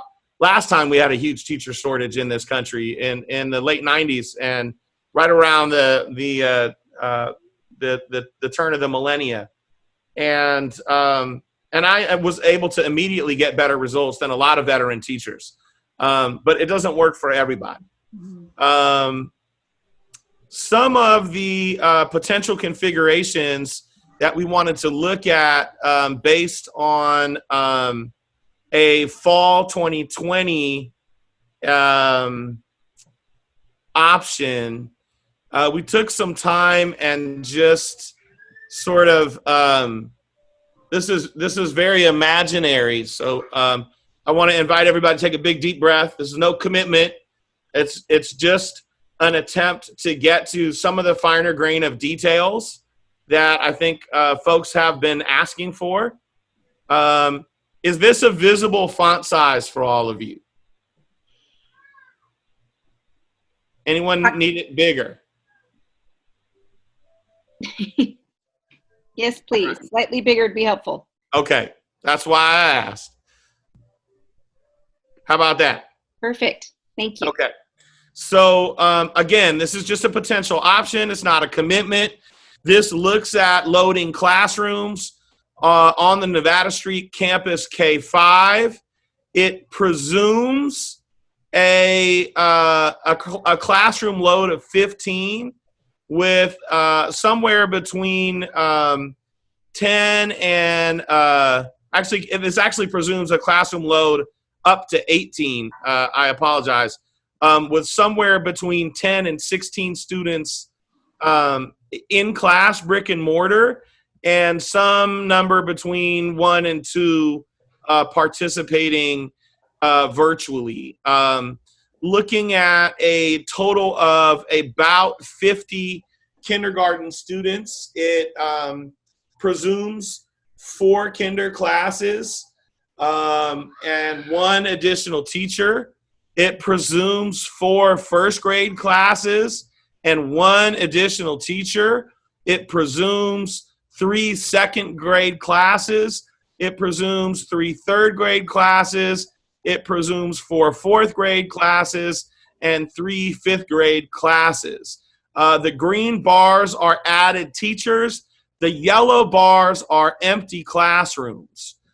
Again, this is just an imagination. It's not an attempt to make a decision or dictate or set anything in stone. It is an attempt to help us walk through a thought exercise of what this could look like. The second box over here on the right shows the number of classrooms necessary at the ratios shown over on the left-hand side, and then at a 15-to-1 ratio, a 16-to-1 ratio, and a 17-to-1 ratio. And I imagine folks are going to have questions about this. I need to take a very quick pause. I apologize. Give me just 60 seconds, and I'll be right back. I want to invite one of the other members of the UTF just to answer some questions that folks might generate. Are there questions?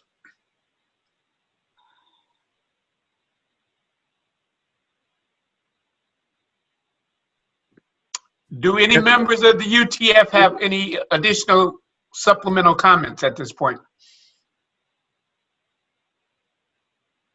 So, Dr. Satterwire, my question to the UTF, if anyone can pipe in, is was this a part of the discussion that they had as well as they were doing the work?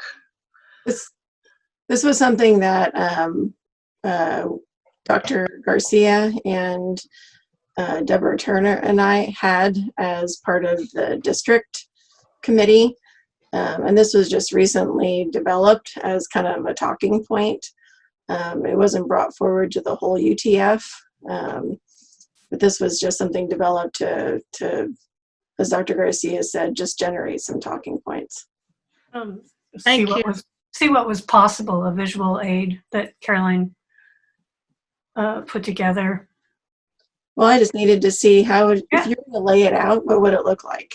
And I'm a visual person. And so I just wanted to see, okay, if you have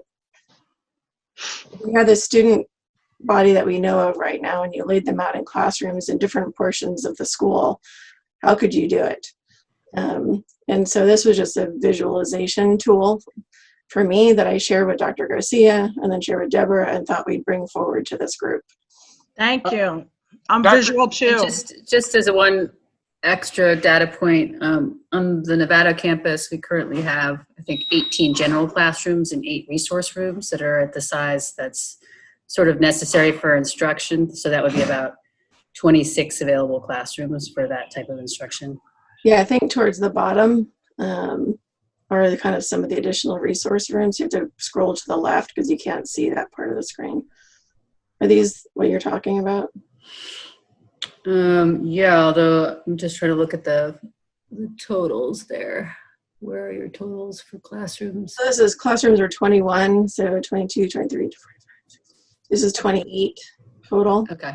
So it would be too short of traditional classroom, which is not insurmountable, I'm just saying. Yeah, I think there's a couple in the pay pod that are not shown here. A couple of the meeting rooms. This was taking like the normal sized classrooms. Yeah. Yeah. And so the other thought here too was, showing empty classes so that if we did lay it out in this configuration and we were to do construction on the campus, those empty classrooms could be utilized and filled while we did construction in one portion, like say the portables where that area became an area of construction. Then the students could be, layout could be configured in a different way that we have some space on the campus to do that. And also to do, should the cohort size be reduced due to, the course of COVID, we would have additional room for smaller groups. Is that why the music building is available? I don't see. Yeah, those music rooms, 13, 14, 15, 16 are really kind of small. They're not a traditional classroom size. Oh, I see. Okay. There's really only one room, row 17. That's kind of a traditional size. And that's just marked on here as an empty class. So this was just a visualization of the grades and the classrooms that are available. And as to Marika's point, there's a couple more resource areas that would need to be added. Got it. It'd be good also for us to update the numbers based on latest expectations. So I think for kindergarten right now, we've got 46 enrolled for Willow Creek. So that number usually comes down a little. So it'd probably be, I would guess, around 42. Yeah, and the last data I had was 34. So certainly, maybe if you wanted to keep, and the way I laid this out was you had smaller cohorts in K and 1 because likely social distancing in those grades might be more difficult. And then you wouldn't, if for some reason the cohort size was required to be smaller, back to the 12-to-1, you hopefully wouldn't have to reconfigure those classes too much. Mm-hmm. But then if you're adding more to the Willow Creek enrollment side, there is that empty class there. So you could utilize that. You would need another teacher for that. But this kind of lays out some of the flexibilities you have. And the idea was to kind of keep similar ages in similar portions of the campus. So you have the K1s kind of over to the K-Pod, MPR garden room, treehouse area, and then moving to the upper campus for the higher grades. This chart is taking into consideration that there are 2 teachers in the classroom already. Will you have to add a teacher? That would be an additional teacher in the classroom, or?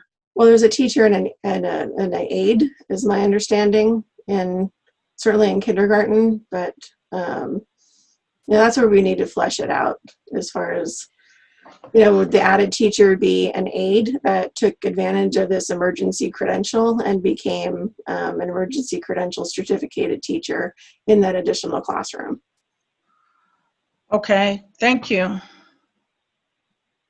Dr. Garcia, you're back. The initial question was whether or not this chart had been reviewed, discussed by the full UTF. And the feedback was that a smaller working group, including you and a couple of UTF members, put this together to have a more tangible, practical discussion. These are my words about what the possibilities might be, and to present an example for review and discussion.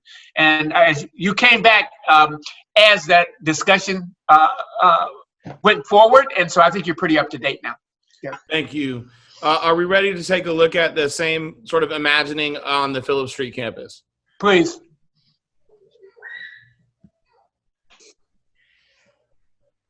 So here you can see there are about 13 classrooms on the Phillips Street campus. The number 14 is using the library as a classroom and not as a library. So it is an option, although perhaps not the best option. Although one of the things that we're faced with is in a global pandemic, how do you operate a library? And that's becoming a very complex question, at least safely anyway. So here you see a similar presumption. This is more of a loading of about a 16:1 ratio with across 6th, 7th, and 8th grade, and smaller class sizes for pre-K and TK.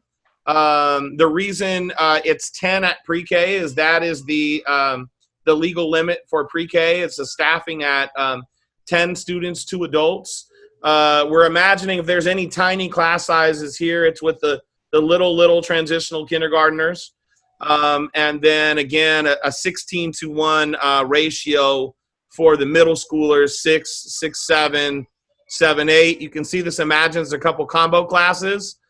And an SDC class, and actually uses up 13 classrooms quite robustly. Over here, you have a similar imagining with some different ratios about the number of classrooms and teachers that would be required. At 15:1, you need 14 teachers. At 16 and 17:1, you need 13 teachers or 12 teachers and some combination of a part-time FTE or some balancing of classroom paraeducator, student success coach, or something like an instructional coach taking a cohort for part of the day. And so you can see as sort of a graphic visualization, some of the potential space benefits to unification. One thing that I didn't hear mentioned on the prior tab is the benefit of having additional space on the Nevada Street campus. Is if God forbid we go back to a stricter shelter in place, and as I watch the news from Alabama, I see that one of the headlines that scrolled across my news feed was California shuts down again. And so I don't know how you all are experiencing that there. We have a commitment from our public health officer that he's not going to order another school closure. But I do believe that the governor does have the power to close schools and override public health officials. And if we return to stricter guidelines, i.e. 12:1, which was the guideline under the strictest shelter-in-place order that we had, so I don't think it will get more strict than that, having the additional classroom space would be absolutely crucial for us being able to continue to operate. Yeah, and I did touch that briefly, although you gave a much more robust explanation. And I also included how the extra classrooms, if we were to plan construction, if the bond were to be successful, that we could use those to help configure around the campus to allow that construction to commence, perhaps even during the school year. Dr. Garcia, process point, we've Yes. got less than an hour. Thank you. So can you proceed? Yes. If there's no further questions on these visualizations, I will do just that. Thank you, sir. Well, for another time, I have a lot of questions, but for the sake of proceeding, let's keep going. Thank you. Josh, I'm assuming, as you normally do, you've taken quite good notes on what those questions might be. Thank you. I really do much like I invited Jim. I want to invite all of you to like sort of carefully keep a running catalog of your questions. It is our full intent to answer them to the best of our ability with the information that we have available. And also, I think all of the questions that you have as trustees are going to be questions that the community might have. And so those are really important for us to capture. Maybe we should consider keeping a Q&A that we could provide to the community as well, from questions that come up today from prior meetings and further future discussions. That's good. Absolutely. Thank you, Caroline. Yeah, I'm happy to do that. That's a wonderful thing. We have a running Q&A document actually from the unification town halls. And so I think it would be great to add trustee questions to that Q&A sheet. There's some foundation there already. And so I would love for all of you to submit questions that you have so that that's possible. Timing options for planned September 2021 allows for most of the general unification synergies. There's more time for planning, implementation, communication, community feedback, adapting to change, increased buy-in. This may assuage some of the desire to unify after the election and after litigation. Some perceived weaknesses and threats to a fall 2021 unification is that there's a delay of benefits and synergies for all of our kids. There's a potential loss of momentum. It's possible that we could get an increased division on some of the issues surrounding unification. There's continued competition for resources, which has a particularly strong impact with COVID-19 budgetary impacts. Both schools would have some complexities in working towards synergies and models for COVID-19 around shared funding, around sufficient space for small cohort class sizes. It makes sufficient space for small cohort class sizes almost impossible, or at least very complex. No doubt, we can have a conversation about sharing facilities in a non-unified way. But the complexity around that conversation is at the same level of complexity or perhaps more as anything that's before us currently. There's two sets of disruptions to programming. There'll be one huge disruption in the fall due to COVID-19, and then there would be another huge disruption 1 year later for unification. There's a potential loss of continuity in committees on the board in terms of community participation. And we will have missed this golden opportunity we have to get our non-credentialed folks into programs and placed for non-credentialed teachers. Now, it was brought up at the last meeting, well, couldn't these people get into the program now? And the answer is yes, they can. But with the fall unification, they would not be able to be placed in classrooms in the upcoming school year. Marika, looks like you had a question. Sorry, yes, I just wanted to be clear about when we talk about a facility sharing, you talked about the issues related to that, and I understand that there's a lot. I just want to talk about them so that we all understand the difference between a facility sharing option and a unification option, just where those complexities lie, because I'm not sure I understand all of them. Well, there's a ton of complexities around a facility share when we are not a unified organization, right? So there's complexities around labor and management.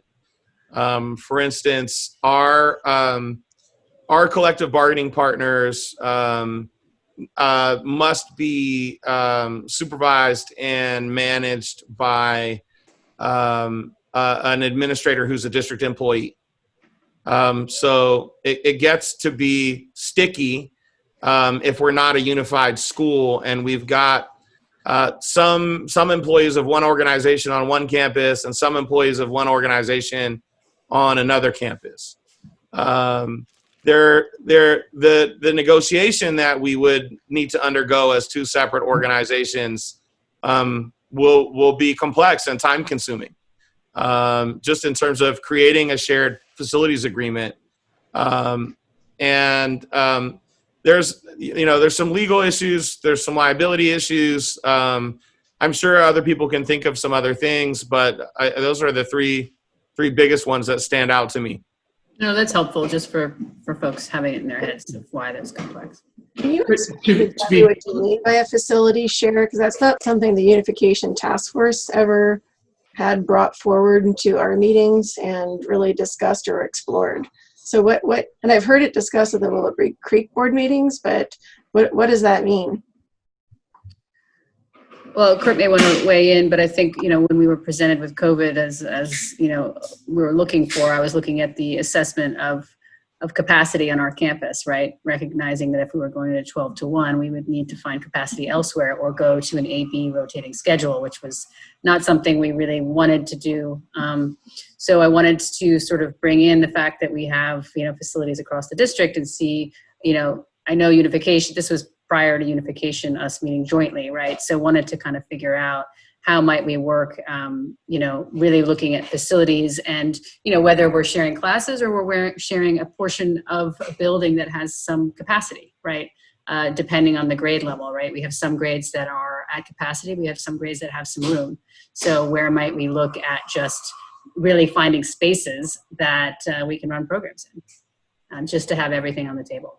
So was it combining the students or was it just having them in classrooms next to each other? The initial thing was having classrooms, in space next to each other. And then, we started talking about, obviously there would be benefit by, if we could, combining some classes. And I think discussion about the middle school program came up in that same discussion. Okay. And so that's where I think, Dr. Garcia, you're talking about if you're combining students in one classroom, is that teacher union, non-union? I mean, that's where I think, at least off the top of my head, I see some of the problems might be. I don't know. Right. The first view was not sharing classrooms with kids in the same classroom. It was just sharing classroom space, which happens all over the state with charter and traditional public schools. So that's not really, that's solved by schools all over the state. So I don't think that's really an issue. It'd be more if you started blending, and that's where you get into, well, then start unifying, and that's where the discussion of the upper school came from.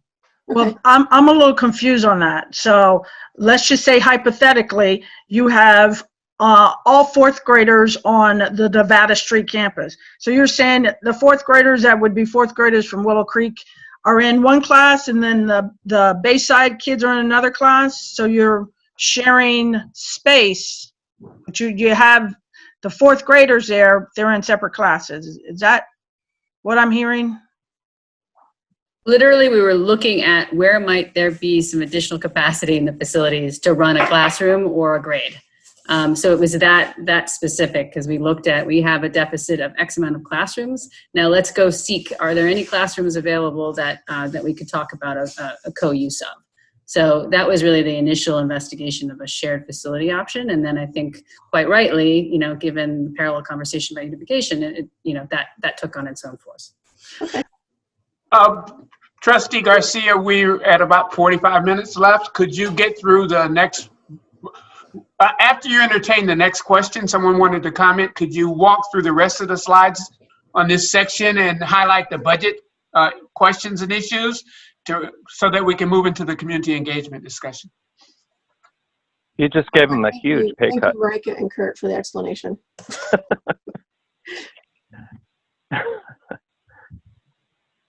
I'm sorry, Josh. The only piece of feedback that I wanted to provide was, I think in the last slide, there are many of those things I think that we can solve for as part of the unification process. So I think that if completion of unification and at points in time, I just think that we should be thinking of this more as a continuation. I don't think we have to have delays of a lot of the progress of unification if we based on timing.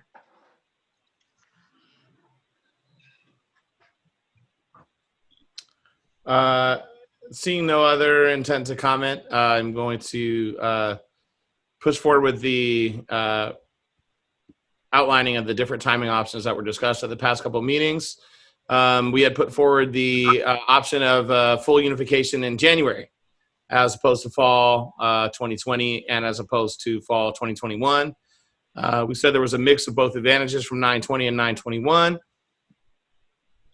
as well as the disadvantage. There's also sort of the mid-year disruption of school programs, classes, locations, and question if, at least as currently calendared, our winter break is enough time to move and combine classrooms, as well as kind of a really complex mix of budgets, HR, contracts. You know, how do you migrate all of those things in a partial year? More complex than a full unification in 2021, fall of 2021, or a full unification in fall of 2020. And then the last sort of timing option that we talked about was this phased approach, which actually the last conversation is somewhat of a nice segue into, which is a full unification of the middle school by fall of 2020, and then of the remaining grades either in January 2021 or fall of 2021. We outlined there's most of the same advantages for middle school grades as the fall 2020 plan, and for the remaining grades with the corresponding plans of January or fall 2021. Some other strengths are that it begins the process of unification sooner rather than later. It allows for a trial period between Willow Creek and the district to promote trust, resolve unforeseen issues, and sort of serves as a proof of success or proof of concept to increase buy-in for full unification. Some of the weaknesses and threats there are similar to a lot of the disadvantages that have been outlined on the other plans. It also really delays the realization of all the general unification synergies and benefits until either January or fall 2021. The trial period, while it could also be a strength, also could be a weakness or a threat, in that it signifies a potential lack of trust or commitment towards unification, may increase some discord or over potential issues that could arise. It makes the facilities question insufficient with merging only select grades. It makes us kind of staff at around a 22-to-1 cohort level on the Phillips Creek campus. And there's potential issues with salary and benefit equity for the Willow Creek teachers and grades that have yet to unify. Also, with this timeline, there's again this issue of sort of more complex negotiations and agreements than a full unification, and somewhat of a less optimal structure. All right, I think we should pause for any other questions or ideas before I move into budget. You'll need a whole day to talk about budget, so. We may. The intent here is not to resolve anything. There were some questions raised at the last meeting, and this is simply an attempt to provide some information based on the questions that were raised. What I'm going to present, again, are estimates, are not hard and fast numbers. And I want to remind everyone that the budget discussion that we had at the last meeting was a worst case scenario, right? It retained all current staff. There was no cost efficiencies. It was at a 15-to-1 student to teacher ratio. So I know that a lot of people went, whoa, $2.6 million deficit. Whoa, we can't make that work. But I want to remind folks that that was really a worst case scenario. And simply moving to 16-to-1 or 17-to-1 as a student ratio brings the number that we have to get to down significantly. Moving some of our classified staff into certificated roles and you know, perhaps not filling those positions is a way to get there. It doesn't also plan for any cost efficiencies or doesn't plan for things like instructional coaches having a cohort of students for part of a day. So really, what we presented was the absolute worst case scenario, keeping all personnel at all schools without realizing any cost efficiencies. And so I just want to invite people into the same level of discussion that's needed on many of these other topics. The budget needs a similar level of discussion. I just want to add that assumption too includes adding 6 teachers at $125,000 towards that 15-to-1 ratio. So it's keeping all teachers, all staff, bringing everyone to union, plus adding 6 new teachers without any of the cost efficiencies. Or five new teachers. 5 new teachers. Yeah. It actually assumes adding 8 new teachers, but 3 of those new teachers are already included in the budget projection. Jim, unmute yourself there, sir. Question on time. We went through the timing options and your description of them. Is that something we're coming back to for discussion after the budget? As a process step?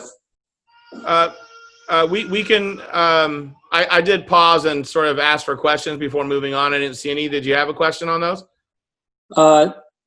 No, I think I can hold that as we talk about where we go next. Mine's more of a process step, given the clock's ticking with a short number of weeks left until schools start, and we need to get on with planning to start the schools. Right.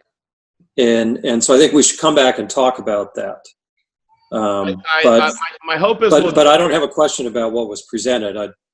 Is a question about process beyond this meeting. So I know a lot of the participants are listening to this, as that's one of their biggest questions is, what do I expect with my kids, and how do I provide input into that in a relatively short amount of time? So that's probably my main comment on it, but I suggest we just step back from that.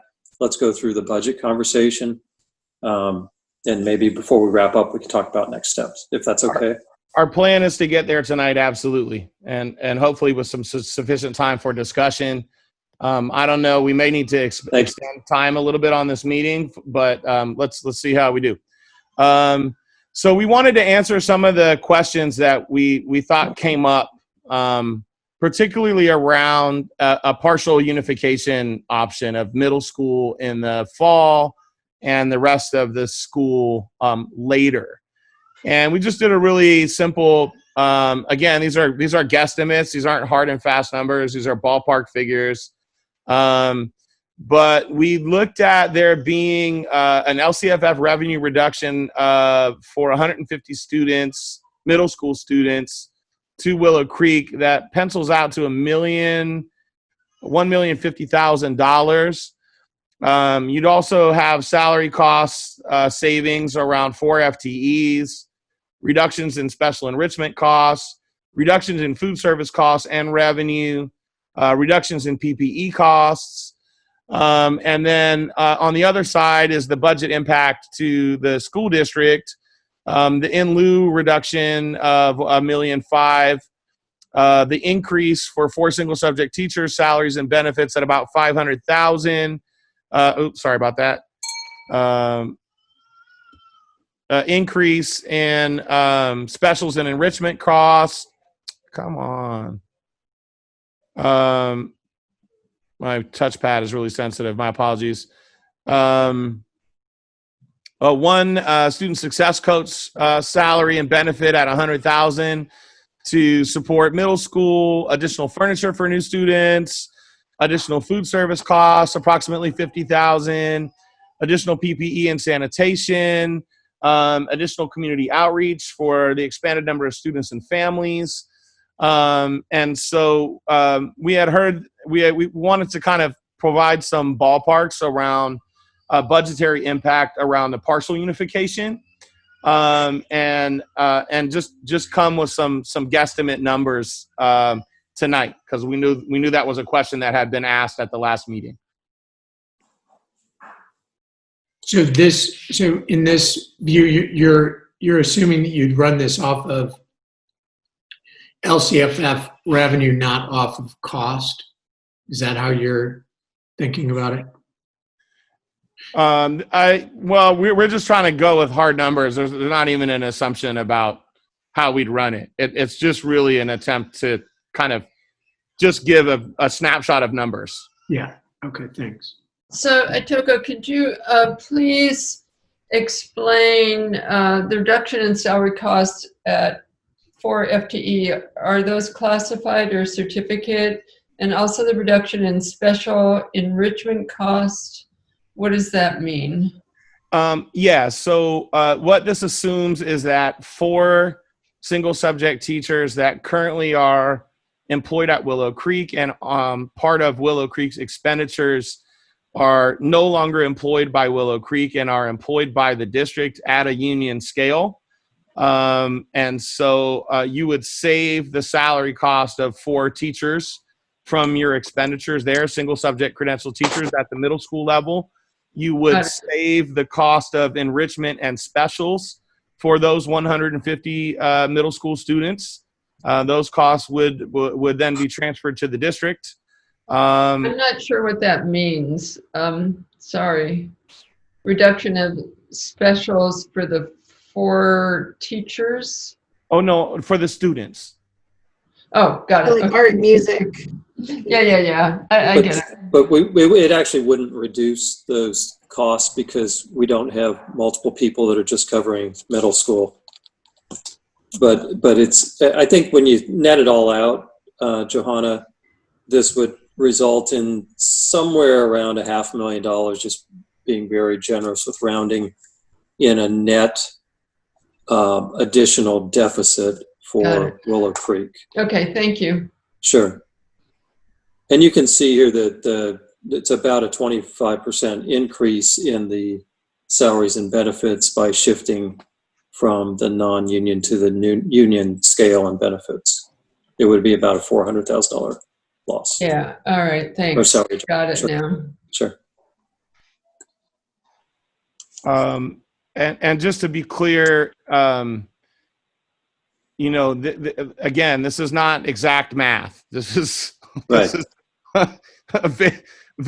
just to give everyone an idea of with this timing option, with a partial unification of the middle school, it's just numbers. It's not an assumption of anything else, and they're not even exact numbers, but we wanted to give people a little bit of a clear idea what that plan option might entail. Yeah, and also just to be clear on the budget impact to the district, you're really seeing the reverse side. So the revenue in terms of LCSFF that comes with those students to Willow Creek would no longer be paid, need to be paid by the district to Willow Creek. So the district would retain that additional $1 million in revenue as it also absorbs the students and the associated costs. So, yeah, that's exactly what's meant to be indicated by the in lieu reduction bullet. Yeah, I think Willow Creek would have to look then at what would that deficit, all that budget impact to Willow Creek, what would that mean for Willow Creek in order to be operational? Is that right, Jim? Yeah, I think that would need to be part of the conversation. It obviously it wouldn't work just looking at this alone from a budgetary standpoint. And I assume that would require ongoing discussions of, how to continue to make up for that loss of $500,000 in net revenue. And that's what I meant by this is assuming based on revenue, not based on cost. Yeah. We looked, right. So the option would be, you don't have to move all that revenue back into the district. You can look as part of the collaboration of unification. You could have it run off of cost and still manage accordingly. So that's all I think those are the questions that we need to look at as we look at the options. So that's helpful. Yeah, again, this is just an assumption of numbers. And not to be nitpicky, there's also the loss of out of district student revenue, the 70% down to 25%. I don't think that's on here. Yeah, So for those. revenue to the district. Yeah. Thank you. Next slide, please. We wanted to also kind of bring back some answers about some questions that were raised around governance. And so in particular, I want to offer the following three things. This is California Constitution, Article 9, Section 6. The public system shall include all kindergarten schools, elementary, secondary, technical, state colleges, blah, blah, blah. The most salient to our discussion around governance here is the second clause here. No school or college or any other part of the public school system shall be directly or indirectly transferred from the public school system or placed under the jurisdiction of any authority other than the one included within the public school system. The next piece of ed code governing school boards is around official action. Must be affirmed by a formal vote of the members of the board, and the governing board of every school district shall keep minutes of its meetings and maintain a journal of its proceedings in which is recorded every official act taken. And the governing board shall act by majority of vote for all of the membership constituting the governing board. So I precede the conversation around governance with that Constitution and ed code basically to frame the assumption around the asterisk that you see here. The asterisk is that basically we had talked about an advisory board with a couple members at the dais and that they would be non-voting. And the question had been asked, well, why can't they vote? And our legal interpretation is that they can't vote because the California Constitution doesn't allow them to vote. Neither does ed code.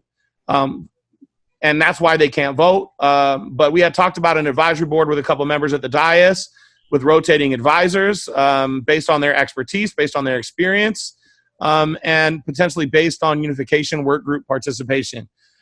Trustee Barrow brought up the idea of using superintendent committees.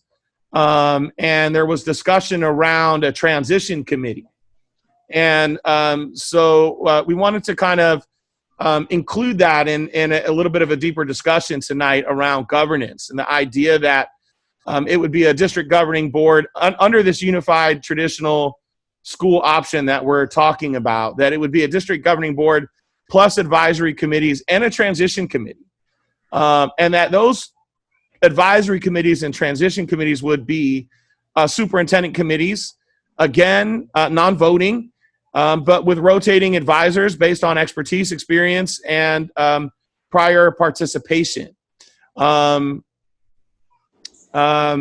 were some questions around the specific ed code around adding board members to a publicly elected board of trustees. And we wanted to make sure that everybody had access to the information there. You need a petition of 3% or 100 voters. Gathered and submitted to the county committee for approval within 180 days of the submittal. If the county committee approves the request, it would require voter approval at the next general election at a cost to the district for ballot fees. And if the majority of the voters approve the increase, then the board has the right to appoint the 2 board members. And then there are procedures for appointment that are laid out by the California School Boards Association. They require a public notice of the available openings. Interested individuals must submit an application to the district board, and the district board must publicly interview prospective candidates. The board would have to vote in open session, and qualified individuals would be appointed for the remaining term until the next election. There are a few other considerations with appointment. Ed Code 5091C. Within 30 days of the appointment, the registered voters of the district may petition for the conduct of a special election to fill the vacancy. So even if we appointed people, the voters could still ask for an election, a special election. A petition shall be deemed to bear a sufficient number of signatures if signed by at least the number of registered voters of the district equal to 1.5% of the number of registered voters of the district, or 25 registered voters, whichever is greater. So not a high threshold. The petition shall be submitted to the county superintendent of schools having jurisdiction, who shall have 30 days to verify the signatures. And if that petition is determined to be legally sufficient by the county superintendent of schools, the provisional appointment is terminated, and the county superintendent of schools shall order a special election to be conducted no later than the 130th day after the determination. So wanted to pause and see if folks had any questions around any of those items. So that last bullet point, is there a dollar amount that would be passed on to the district?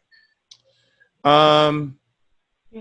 It was something about the county. There might be 2 elections, one to add the 2 The petition. seats, one for a special election, and they're like what, 12,000, 14,000 for election.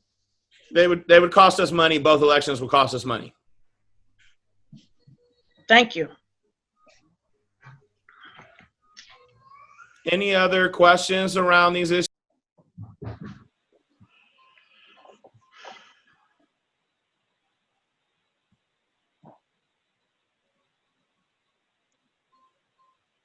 Yeah, question. When you sort through this additional board seat idea, so it does sound like it's doable. I guess I would come back to the question of what would we really gain by trying to add 2 more seats, pros and cons. But can you distill this down into a simple timeline if that's something that we collectively thought there was a reason to pursue?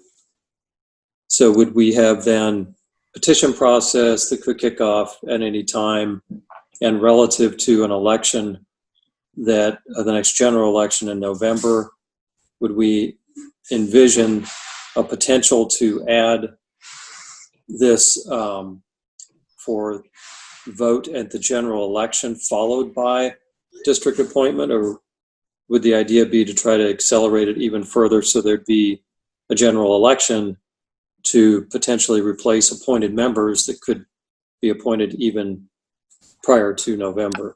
Can you help with the timeline, please? Yeah, my interpretation, Jim, goes back to here. Had to be submitted to the county committee for approval within 180 days of the submittal.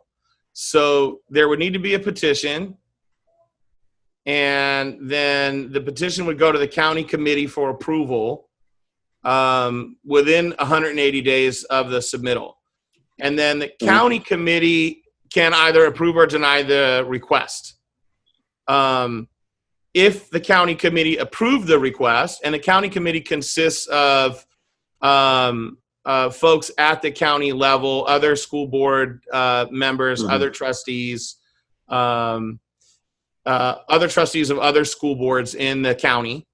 So if they denied it, it would just be denied.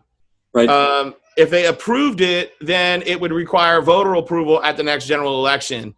And so we would need to file to get it on the ballot in the general election.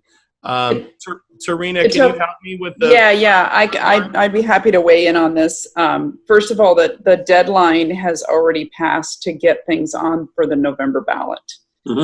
For this November, yeah. Trustee seats, yeah.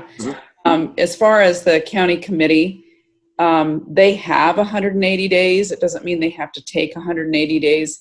And just to describe a little bit about the constitution of the county committee, it's made up of 11 members who are appointed by the respective representatives from each school board. So each school board has a California School Boards Association representative, and their sole duty for the year is to appoint the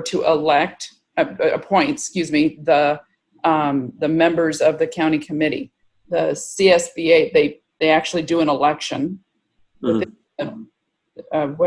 is essentially 19 members of this group elect the members who will then be seated on the county committee, and their Constitution is that there are 11, 2 members each from each supervisorial district and 1 member at large. So the Sausalito area right now has 2 members based on your supervisorial district. So there's, Jim, if you want additional information, you can go on the County Office of Education website, and there's I'll trust you on that, Trina. Yeah. Well, you can at least see who the members are. So there's the list of members are there. And they're very responsive. If there was a petition that came to the county committee, I happen to staff the county committee. I am the secretary designee. The official role is held by the county superintendent. Mary Jane designates me to staff this committee. But what I would say is that they are very responsive. If a petition were to come and a group said, hey, we're on a tight timeline or whatever, we do our best to accommodate that request. Okay, so I guess I come back to my basic comment is, given that timing you just described, and thank you, Trina and Atoko, for the research on it.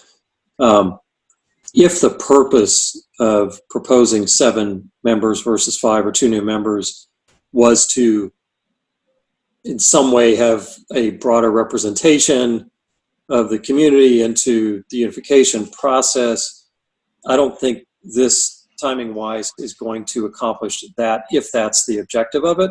So I think, to me, the reason to have this as an ongoing discussion would simply be if, from a best practice standpoint or other unique reasons to our district, there was a consensus view that 2 additional members, or whatever the number is, 7 versus 5, might produce a better voting result in the execution and operation of a unified school. And I don't have any data one way or another or an opinion on that, but just want to make sure I understood this discussion in context. Thank you. Thank you for asking those clarifying questions, Jim. I appreciate it. I think it's good for everyone's understanding. I think the takeaway is that, for this fall election, this isn't really an option. But we wanted to make sure that the information was very clear and out there for everyone. Thank you. And I'm curious about, how a 7-member board versus a 5-member board might create better representation in a unification process. And it's all up to the voters and who runs, and I guess I'm a little curious about the thinking behind that. Is that a question to me? Yeah, right. Well, yeah. I didn't have a point of view about it. I was just saying that that would be the reason that had been expressed before, but whether that's reason makes sense or not, it's a moot point because the timing doesn't work to do it. So I'm more on the practical side of, why should we continue to talk about this, if at all? And it would have to be because there was a view that somehow additional board membership would be beneficial in both execution of our planned unification and operating the school, which, I would have to see what the data and the rationale is behind that. So I'm not really in a different place than you are on that. Yeah, I guess that's my point is I don't want folks to feel like we missed an opportunity to do something that was important in this process, that it was just an idea that was brought forward and there's a lot of uncertainty around that, even if we were to carry that forward. I have a comment though on this, if that's okay. And I know we're going to also talk potentially about an advisory board or committee or some other group of folks that will inform. It does seem when we talk about representation that when we are have the unified school, that it is important to have some group of people with some kind of a say that represent parents of the school, the new school, because as I believe currently one of the current board has a school-age child who would be attending. So it just feels like with diversity that is important to consider, diversity of opinion. Is that why we have a PTA, Itoko? Do we have a PTA, our parent group? We have a parent school alliance. And I think that what we're talking about is a much more robust level of engagement, even if it's not to the level of having a vote on the board. And I think, one of the real strengths of the Willow Creek community is parent engagement. And I think it's critical for us to maintain that in a unification process. We want engaged parents. Engaged parents support high-performing, high-quality schools. We've made some really good strides in the BMLK community with parent engagement this year. It's in a completely different place than it was when I started a year ago. And there's still room to grow, I think, in the BMLK community. And I say this in full respect and regard for the engagement level at Willow Creek of parents. I think as a whole, we have some work to do in our community engaging Marin City parents in conversations around schools. And, I think that's an area of growth. And I'm very committed to maintaining the high level of parent engagement. And to your point, Cynthia, making sure that it's diverse and making sure that parents have a loud and active voice in anything that we do as a school district under any form of unification. And I think that there's, a bunch of different ways that we can do that. Certainly, parents getting elected to the school board is one way. Yeah. Thank you for your clarification. And Caroline, by the way, I was just reminded by someone that the reason that the original idea came up as proposed to appoint 2 new board members was months ago to ensure that during a merger negotiation process, if you will, or planning process, that there was room for sufficient / proportionate representation from the Willow Creek community.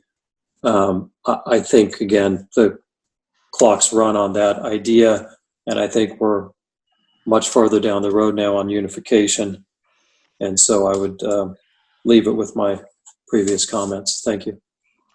And just to end, just before you pipe in, Dr. Satterwhite, because I know we need to move on, but just to couple with that is that to steer away from representation of one school or the other basis the district, because we are the 94965 and we represent the district.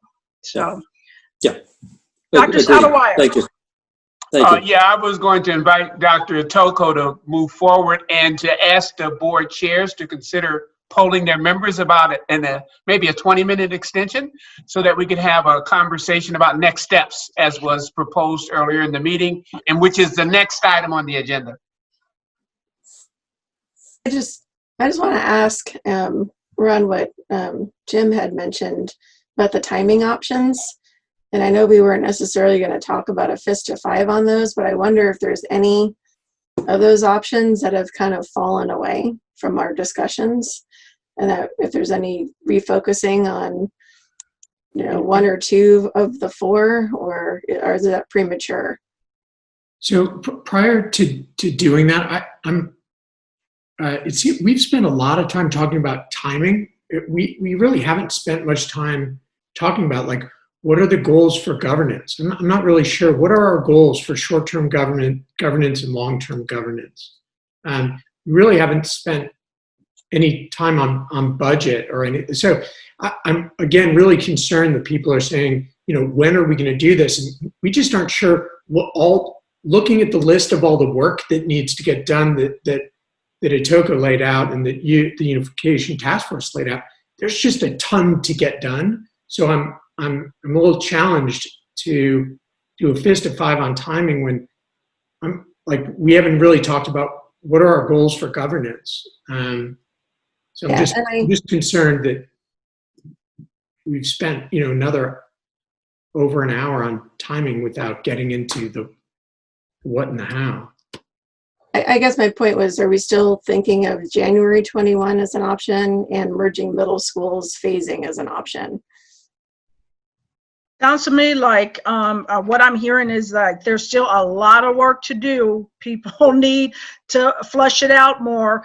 And time is not our friend, because if we look at returning back to our campuses in August, is Willow Creek ready to go? You got a plan in place, ready to go. If we talk about returning back on our campuses in September, are you ready to go? In October, if we're saying let's push it back, because maybe we can look at more of how do we flesh out this a little bit more, and maybe have some combined groups for October. How do we do that? So it sounds to me like we're going to have a few more of these meetings sooner than later. And I'm in complete agreement with everything that's been said. I'm just trying to see if there's a way we can narrow our focus. I agree. And I guess I'm just hoping that if we can talk about community engagement, I think that will inform, I don't know. I mean, it sounds like middle school combination is expensive and challenging, but I think that so many of these issues need to be dealt with community engagement, that's where I'd like to move. Can I also jump in and say, I'm a proponent for unifying as soon as possible, and I've said that repeatedly to the Willow Creek Board and in the UTF committees. But I think that there was an earlier point made by Kurt, which was we need to get the how before we can do the when, because I'm making my list of questions. I'm sure other people are doing that too. And we have a lot of questions to answer, and the answer to those questions dictate how fast we can unify. And maybe it's in 4 months, which then of course is also a function of if we have remote learning for some period of time because of COVID, what about unifying at the end of the remote learning period? That was an idea that I discussed with Kurt today. So I appreciate that. So one thing that I would like to offer is the next thing I was going to invite us to do was build consensus around 3 different community engagement plans around 3 different options. And I hear you, Kurt, and I hear you, Lexi, and I agree. I'm not in any disagreement that there's a lot of work to be done. But I also agree with Bonnie that it's work that should be done with community feedback. And whatever we do here is going to be a little bit of a parallel process. And what I would like to get is some direction from both boards about exactly what we want feedback from the community on. And I think that will also help us figure out the what and the how. And in figuring out the what and the how, point us towards the when. And so could we move to the next part of the presentation, and then if there's still questions, maybe we can have a larger discussion at that point. Would that be acceptable to everyone? Sure. With one clarification, Atoko, when we talk about community, do we need to specify when we're talking about parents/families and teachers versus broader other community stakeholders and input? Because I think those are important distinctions. In particular, parents, families sending their kids to school and not needing to know a plan and have input into it. Yeah, I'd invite us to maybe think of sort of a nested circle idea, right? Which is, in my estimation, we need immediate community feedback from parents and staff. Right. Those are the folks that are going to be most impacted by whatever decision we make. And then I think when we get feedback from them and we maybe narrow ourselves as boards down to, hey, we're really leaning strongly towards maybe 2 of these options. Then we say, okay, wider community. We've gotten feedback from parents and staff. This is where we're leaning. Any big concerns, Marin City Community Services District, county supervisor's office, city of Sausalito, nonprofit community, other active concerned citizens that don't have kids in our school, but care about schools in their community. This is we're down to option A and option 1A here. What do you all think? Right, Toko. We have 6 minutes, and just want to get a pulse from others if in terms of time. I can only speak for myself. I'm available for the next hour if need be, but just need to hear from the other board members. And Kurt probably needs to pose that same question. Yeah, I'm available. So it'd be helpful to know there was a mention of for 20 minutes or a half hour or however much time. Let's just figure that out. I can only do 20 minutes. Can you be able to do 30? Half an hour. Can I invite us to use FISTA 5 maybe on the different time increments? Sure. So could we get a FISTA 5 on extending for 20 minutes from both boards? That looks pretty unanimous to me. Is there somebody that I'm not seeing? Okay, and can I get a FISTA 5 on extending for 30 minutes?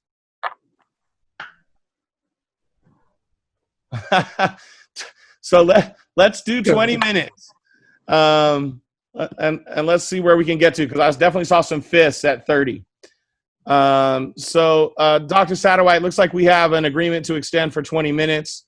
I do believe I can get us through here in 26 minutes. This is sort of where we left the last meeting.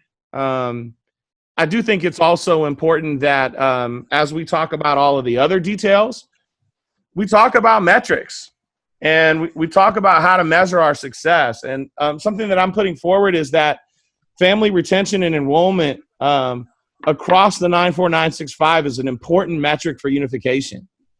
That academic achievement for all of our students, for the students that are currently doing well at both schools and for students that that have a significant opportunity gap, that academic achievement improves for all of our kids.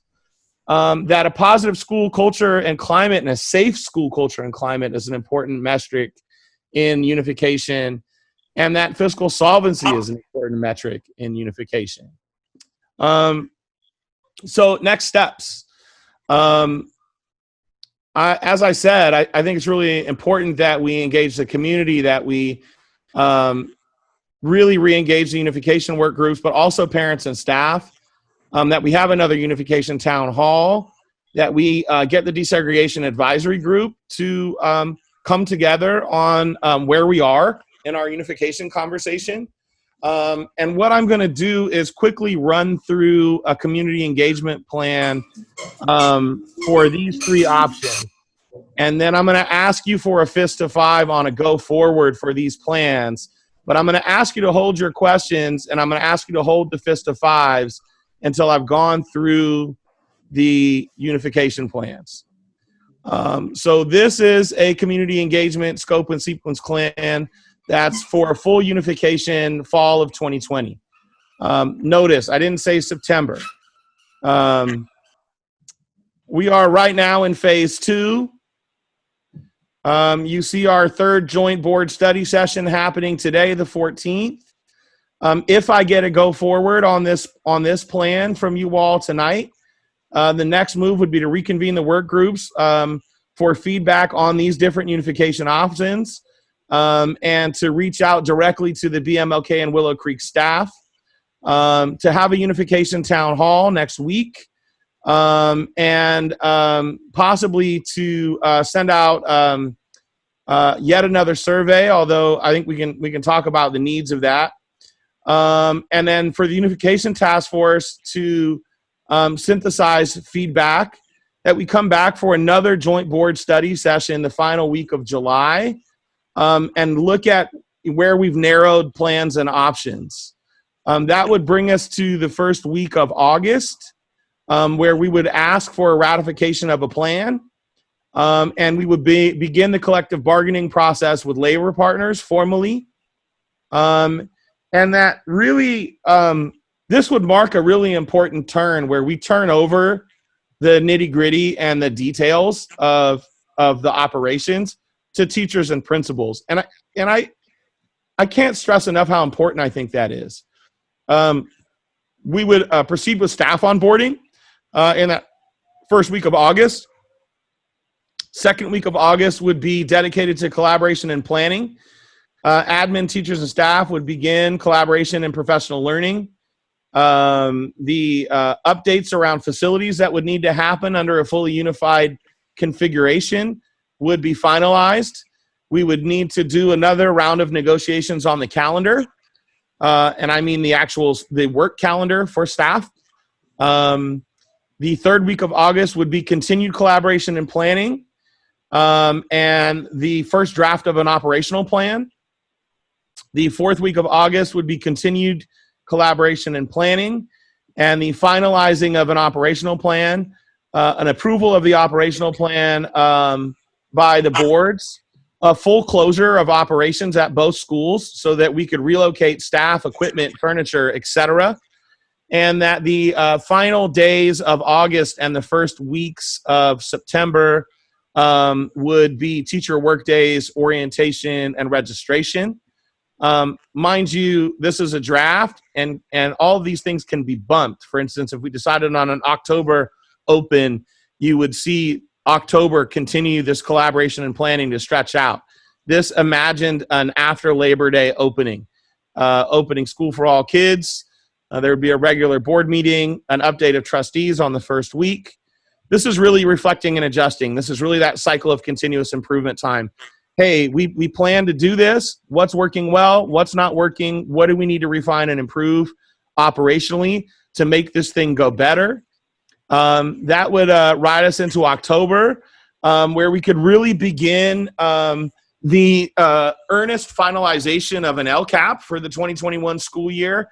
And what to me would be really exciting, it would be some godsend of COVID-19 is that our 3-year LCAP is now for 21 through 24. And either way, whatever option we choose, whether it's fall 2020 or fall 2021, this means we get to write an LCAP for a unified school. And that is a really exciting thing. Continued work on the LCAP in November of 2021, finalized 2021 LCAP in December. 21 through 24 LCAP engagement, January through February. We would need to notice all staff of their fall 21 status by February 2021. We would need to guarantee all 21-22 positions and have a tight staffing plan for the unified school in the upcoming school year by March. Get teachers and staff to sign intent to returns. Continue with the 21 through 24 LCAP engagement. Finalize the instructional plan for 21-22 by April. Finalize after school player cams for 21-22 by April. And begin hiring and recruitment for any positions of need. By May, we would finalize the 3-year LCAP and the 3-year budget. And then we'd roll into the traditional end of the school year activities, graduation, summer cleaning, summer programs, etc. Shifting to a middle school only unification, fall 2020. July and August should look familiar. They're not that different from what I just did, but we would only be focusing on the middle school part of the plan, not the elementary part of the plan. Very similar.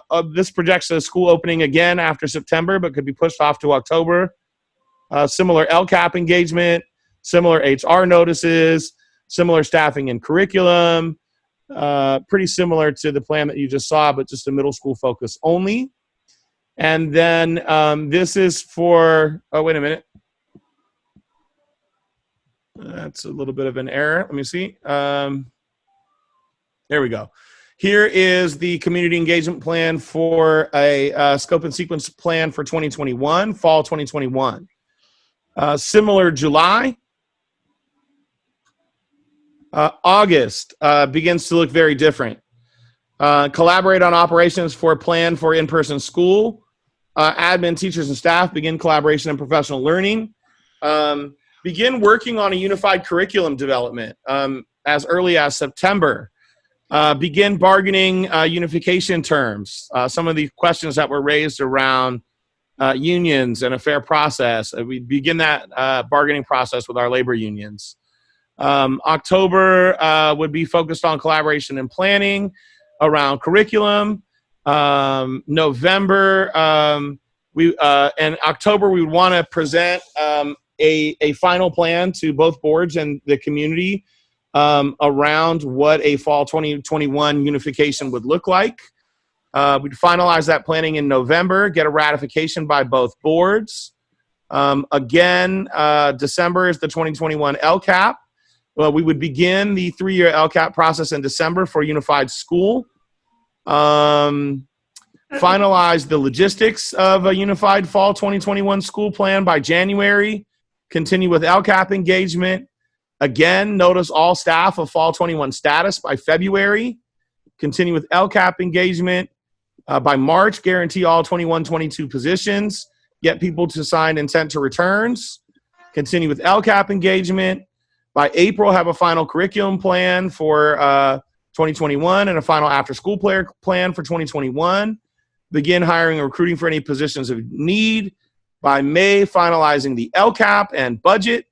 And by June, closing the schools, moving staff and equipment, and having an orientation and registration for staff, students, and families for the fall 2021 opening. And so I want to pause for questions on what I just laid out, and then I'm going to ask you to give me a fist to 5 on putting out all 3 of these plans for community feedback. All 3.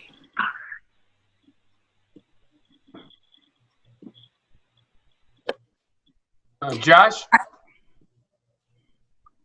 I'm sorry. I would just say we didn't put the mid-year as one of the options, which I'm fine with leaving that out. Was that intentional here? Yes. We felt that was probably the coolest discussion that we had over the last 2 meetings. I can easily make one for a mid-year. Please don't do that for my benefit. I think we should do these 3. Yeah. And I guess my sense is I think we should move quickly, whatever we do. So, yeah. I agree. I agree. My only question is on the going out for community feedback on the different options. Just we'd be going out for a timeline without a view on budget or governance or staffing? I'm trying to understand kind of like how can parents respond to that when they don't know kind of and we don't know some of the basics around budget and staffing. So is that, or is the expectation that we get that done and then we do that? My proposal is that we remain in an ongoing discussion on these different items. And, maybe we pick one item per meeting to focus on and give it all of our attention and ask all of our questions. I also imagine that the community will have questions that we might not generate, right? And so we want to get their input too. We want to get their questions answered as well. And I really think this has to be a parallel process no matter what we choose. I agree. It's got to be a parallel process. I'm asking, what are the questions we want to ask the community and when, right? So what information we want the community to have to answer certain questions. That's what I'm just trying to understand. My plan is to go out with these 3 timing options and note that we have, the focus is on a traditional school. There's questions to be answered about staffing in terms of seniority and compensation and layoffs. And I think that I'm interested to know what the parent community thinks about that. I'm interested to know what kind of questions the parent community has. This also allows me to open some informal negotiation conversations with our collective bargaining partners based on some of the questions that you all have, and that the community may have. I think the same is true for the budgets and for governance. And I think it would be great to get community feedback on all of those issues. Yeah. Hey, one other quick question. Is there any legal or ed code requirement that, just for discussion, say it's fall 2021, that we enter into a next stage agreement or letter of intent, using a commercial term for that both boards adopt, so it's very clear with our community, parents, etc., and that would be the precursor to a more fully developed plan that would then be presented for both boards to adopt with any additional input. So is there an interim step that's actually required legally? I don't think it's required. I Okay. think that it might be advisable, however. Okay. Whatever Yeah. plan or two that we narrow on, we might want to then go back as both boards and create resolutions around that and around the process that we want to see. Thank you. Dr. Garcia, if we were to convene another meeting of the two boards and deal with one issue at a time, is it possible to have the working groups attend and be able to speak? Absolutely. We were going to talk about budget. Can we have the FIT people come and whatever curriculum? Absolutely. My great hope is that if I get to go forward from both boards tonight on these community engagement plans, my next move tomorrow is going to be to reach out to each individual member of all those groups and ask them to get to work and signal that we may invite them to come and participate in a study session just on that issue. Just to remind you, Dr. Garcia, that we want to extend a broader invitation so that people who might not be on the current work groups but interested in joining those be included. I don't know how we do that, but yeah. Indeed. One of the things, you all, that we have a little bit of a benefit of is we're starting to get a wide reach, communication wise, a much wider reach than we had at the beginning of this process. And so we're starting to be able to kind of cast a little bit of a wider net. And I think we can lean on that. I saw Trustee Barrow had a hand raised. I saw Johanna had a hand raised. I saw Marika had a hand raised. I think Kurt as well. Josh? Thank you. I am definitely for starting community engagement relatively immediately, or restarting it, I should say. I'm very concerned with putting these 3 unification plans out there. I think the easiest thing to digest about them is frankly just how they're labeled, which is all about timeline. And there are some nuances in the process and a lot of things that frankly the plans don't kind of highlight, that are complexities that we're wrestling with. And we're struggling to even do a fist of 5 around timeline to ask our community to weigh in. I just think it's a very challenging thing for them to just respond to those plans. And I frankly think it's our job to, make a call, especially on this fall. We're right on it. And, I'm still amazed we're considering it personally. I don't mean that to be insulting to anybody, but I'm having a hard time seeing how we will be successful with full or partial this fall. And I feel like there is a laundry list of stuff for us to do hand in hand with our community. And to your point, we won't get it perfect even for next fall, but we'll be in a lot better shape than we are today. So I'm just really reluctant to not only support this, but even think that we're going to get quality input on something so complicated. Thank you, Josh. Johanna? Thank you. I'm all for getting community input, especially parents, as much as we can get.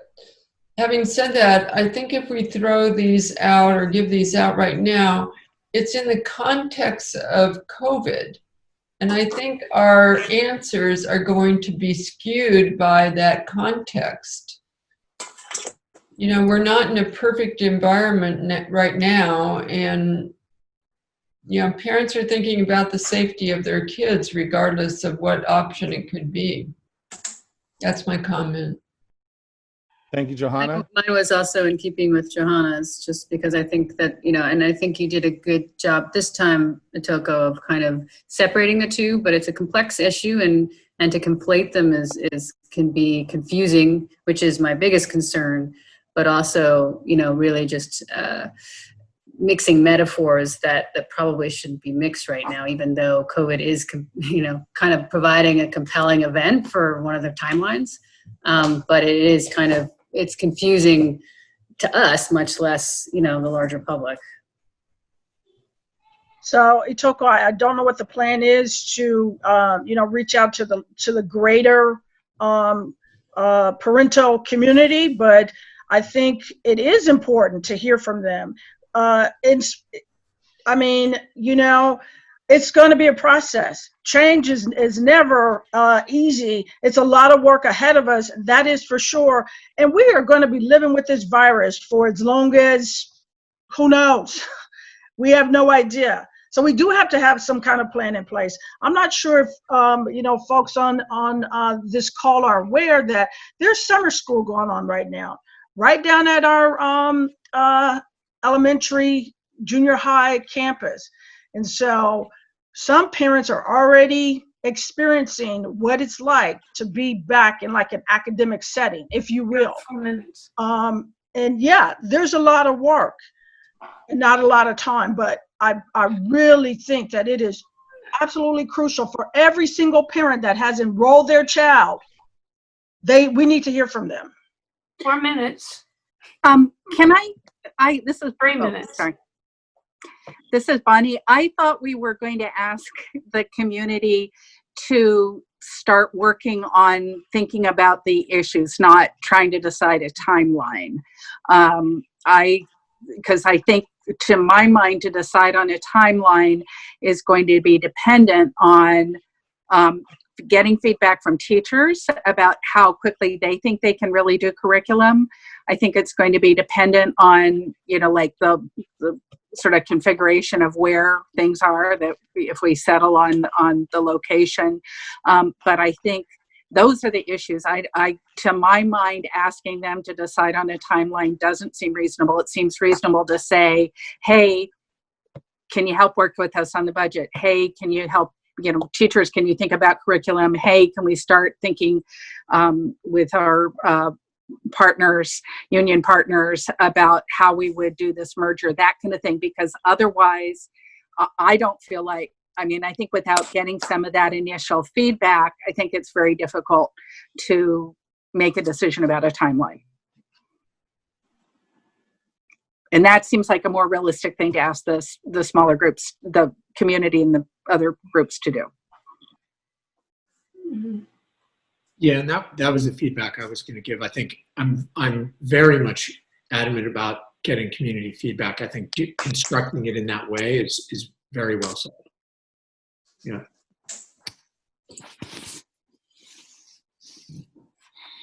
You got 2 minutes, sir. Cynthia? I think it is critical in my mind that we get community feedback, and as soon as possible. I mean, you know, when you're doing probably any kind of work, but especially in any sort of, I'm now taking from kind of the social justice field, and we have a saying, nothing about us without us. Right. And in this case, the us are, well, of course, it's the children, but we're going to be talking to their caregivers and the parents.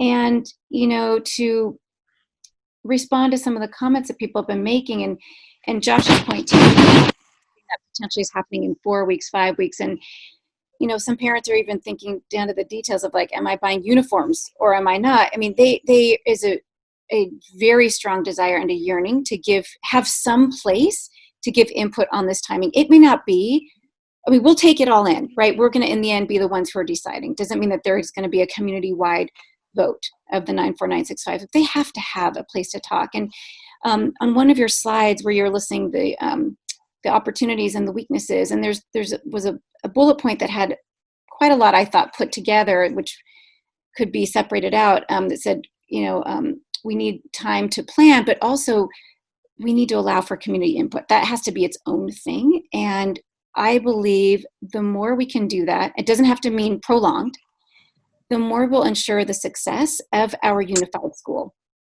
when we get there. That's right. I agree. And that's what we need. And people are worried about, what are people going to decide? What are parents going to do? And it's that unknown. I don't think it's a fear that it's going to be a school that's not great. It's more just, there's so much unknown. Will my favorite teacher be there? Will it be at this campus? Will it be at that campus? Is it August? Is it September? Is it a year from now? They have to just have that time ASAP to give their input. And just real quickly, I agree with everything that Cynthia has said and others. This has been a study session of our boards without a whole lot of community input and questions and answers. Many of our community have been watching our process and the analysis and the information that's been given. It's not like we can hide the timing options from the community. They're going to have input on that regardless. And they're going to see these unification timelines and these plans. So I don't think withholding information from the community is the way to go. I don't think we're asking for a vote, as Cynthia had said, but I think we need to provide the forum for the community to provide input on all the things that we've been providing input on. If I may, just from a process standpoint, there was a slide where you had your first round of FIST to fives that began with organizational structure, governance, traditional, and with maybe 6 or 7 bullet points. I actually think that you should consider engaging the community, and I probably am just building on the most recent comment around each of these key issues. Timing is just one of them. And so you could have a single meeting where you had simultaneous conversations or a world cafe around all the topics, or you could do some other ways where you could engage the community, but you would want community input on all those main topics, I think. Just want to clarify that I certainly wasn't suggesting withholding anything from the community, quite the reverse. But I am suggesting, just like we did a FIST to 5, to narrow our focus based on a year's worth of assessment, and given where we are in the timeline, that is reasonable for us to do on multiple aspects, including timeline. We're already eliminating at least one from the planning, as was discussed earlier, the January timeframe. That's not withholding information. That's just narrowing our focus on what's practical. And I'm disappointed we haven't done a FIST to 5 on the practicality of this fall versus next fall. I'd be very interested to see where people stand on that. Likewise, I agree. Well, I think my intent on calling for a FIST to 5 on these engagement plans is to sort of to see where people are at on these engagement plans, on the practicality of them. I personally think that not offering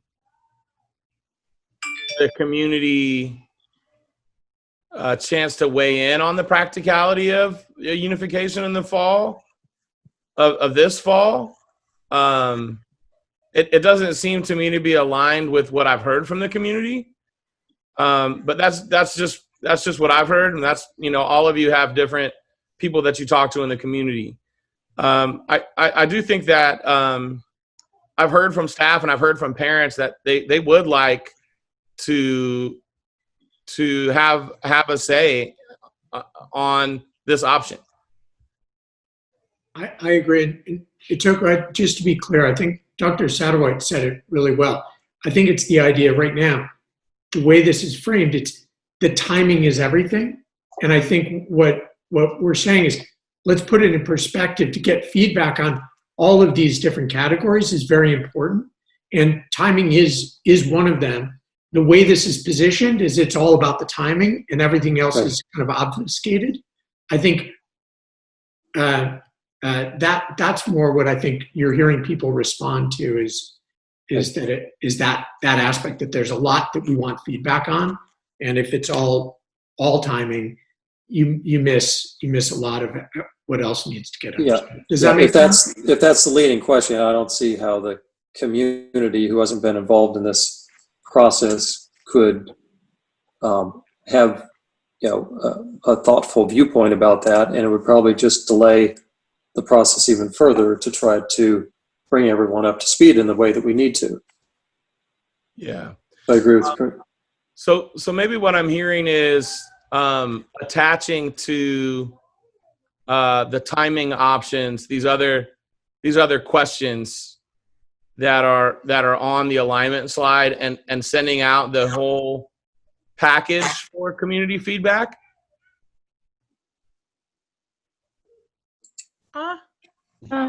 I'd like to hear from Dr. Satterwhite. He made a suggestion about something earlier in the packet, and I thought it was good, but I wanted to have him clarify what he was talking about. Yes. I don't have the slide presentation in front of me, but your first round of FISCA 5, The alignment. I can go back, Dr. Satterwhite. Give me just 1 second. You actually had a lengthy discussion about traditional versus hybrid, that slide. Right, very first alignment, right after And so all I'm suggesting is that when you go out for community input, wait till we get to the slide. Yeah. That you see community input across the major bullets. Right. Not in an open-ended what do you think way, but based on where you come today as dual boards. And so you've landed on traditional, you've landed on exploring options with the unions, and toward blending the staff and equity in classification, tenure, seniority, salaries and wages. You've landed on generally 2 schools, although there still is some interest in looking at different options for other grade level configurations. You've landed on the curriculum structure. So yeah, I think that you could get community impact. You could actually put together a working description of what the new school would look like and get input, a community input on that, along with the timing discussion. The particularity of it, I won't try to frame for you right now, but certainly the superintendent working with members of the task force. So it's certainly interesting to me that we've landed on something on virtually every bullet except timing. And I think based on the way I feel these presentations have been structured, despite a formal recommendation, I feel like the task force has landed on timing for this fall, but the 2 boards haven't even done a FISTA 5. I don't know where we're landing on that. And I feel we owe it to the community to share that, just like we have on anything else.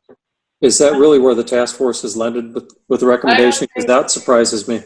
I don't think, from my point of view as a member on the task force, I don't think the task force has made a recommendation for that at all. You're hearing a lot of pros to that on the slides, but maybe I stand alone, but I don't think we have made that kind of recommendation. We've tried to provide options. I think one thing that we have agreed on is that we would like unification as soon as it's possible. And the possibility, what makes it possible is a complex number of factors. As soon as it's possible and can be done successfully. Yeah, right. Well, I can retract my feeling of that there was a landing by the task force, but it's not really relevant to my overall comment, which is I don't think we I know we haven't telegraphed where we're landing as a combined set of boards. And I just feel that's part of our duty. And I feel we're even late in that duty. So I would really like us to find a way to do that. Well, I mean, maybe we can take a fist of 5 on timing options now before we break. One thing I've heard loud and clear from everyone is there's a sense of urgency on getting community feedback on these different questions. I think we need to get it out quickly. And so I've heard 2 sort of things, and I'm happy to call for a fist of 5 on timing for all of you right now, just to take the temperature. But then I'd also like, with your permission, for the UTF to come back together and for you to agree for the UTF to create the document together for community feedback on all these different bullets. Makes sense. Sure. So can I get a fist of 5 on that idea, on the UTF creating the feedback document? So this is, I'm not sure what the feedback document is again. It's something, it's their idea, or it's something the result of reaching out to parents? Based on this alignment slide, Jim. Jim, it's what we'd go out to the community with to prepare us. So the UTF would be adjusting this alignment slide to go out to the community? Yeah, obviously we couldn't just send these bullets out to the community. They need some fleshing out and some detail on what we're asking for feedback on, right? So the UTF would be working on the presentation of the elements of this alignment slide. Exactly. For use in our reach out to our communities. Correct. Absolutely. Yeah, I think that's what they should be doing. Well, as a member of the task force, I can see us doing everything except timing, because we as a group have not had any alignment on that or even in-depth discussion. So I'm not comfortable personally sending something out on input on that. I think we just provide information about the options on timing, not to get input on parents' feeling on what's their preference. Yes. Yeah. Pros and cons is helpful. Recommendation. Yeah. Agreed. And maybe we can do that right now. I mean, can I call for a fist of 5 on a fall 2021 unification timing? Fall 2021? Fall 2021. How do we all feel about a fall 2021 unification timing? Sure. I think we. Meaning like as the best option of the 3? No, just as an option to feel seek feedback on. One option. Putting it on the table. Right. I just don't see Marika, and I don't see Carol. I put it up. Arden. She's up her hand. Her head up was her. Okay, so that looks like we have consensus on fall 2021. Can I call for a fist of 5 on unifying the middle schools only in fall of 2020? Again, this is an option. This is an option to get community feedback on. So it's an option to get feedback Option. on? Okay, it's just an option? It's just an option to get community feedback on. We're saying community feedback. We'd like feedback on unifying the middle schools in fall of 2020. Fall of 2020. Now we're on the 3rd option? No, Second. It's the middle school in fall of 2020. Oh, the middle school. It's a phased unification. So would we look to get feedback on that is the question. Yes. Right. Even given the pros and cons in the finances. Right. Yes. Yeah. Just to be clear, the pros and the cons on the finances were. They'll be, right. As long as we're sharing those, but I don't know if it's, But to Toka's statement, that was just numbers. So pardon me, just to be clear, would everybody fist of 5 on the middle school fall option now so we can see? To get community input. That's what we're To talking get community input, that's correct. on that option. Otoko, you can. Get community input. Yeah, I see a 1 from Jim, a 2 from Johanna, a 0 from Josh, a 2 from Caroline. Deborah, I can't quite see your hand. A 2 from Deborah, and a 3 or a 4 from everyone else. And then can I get a fist of 5 on getting community feedback on a fall 2020 full unification? Oh, fall 20. From the community. We did. Fall 2020. No, we We just already did did that. Fall 21, 22. We did that one. one. This is 2021. No, Oh, I thought I started with 2021, but if you all, we did. We did. yeah, so I'm now Okay. asking for fall 2020. To get feedback. Get feedback for fall 2020. I mean, fall Wait. 2020. 2020, 2021. 2021 and 21, 22. 5 weeks No. from now. When 2020. did we? Oh, God. We're now voting about input on a merger 4 or 5 weeks from now. Well, that's one Full option. merger. From now, Jim, as the case might be. We're talking fall, Yeah, This fall. whatever fall is. And whatever fall fall could is. be October. 0 from Jim. I see a 1 from Josh. I see a 3 or above from everyone else.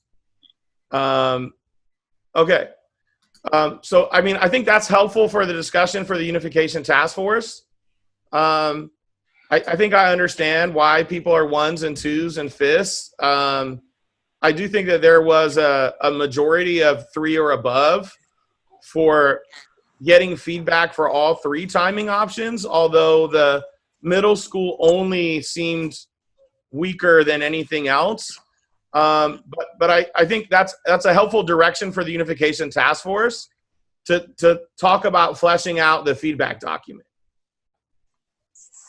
So we didn't actually take alignment on our feeling of these options, just our Yeah. feeling of getting community input. And it was a really odd reframing. We still haven't spoken honestly about how we feel about these options after 9 hours of discussion in a year of lead up. And I don't know why we're not doing that. I frankly, I'm not prepared to do it until I hear from parents and teachers. I'm the same. I agree. I've been hearing from them for quite a bit over the last year and in a frenzy over the last month. So I think I've got to read. And Yeah, I've got to read on our They must be blowing your They're phone on up then, Josh. Parents must be blowing your phone up because. They are. Yeah. Well, and this is an opportunity for us to hear from every last one of them. Let us hear from you too.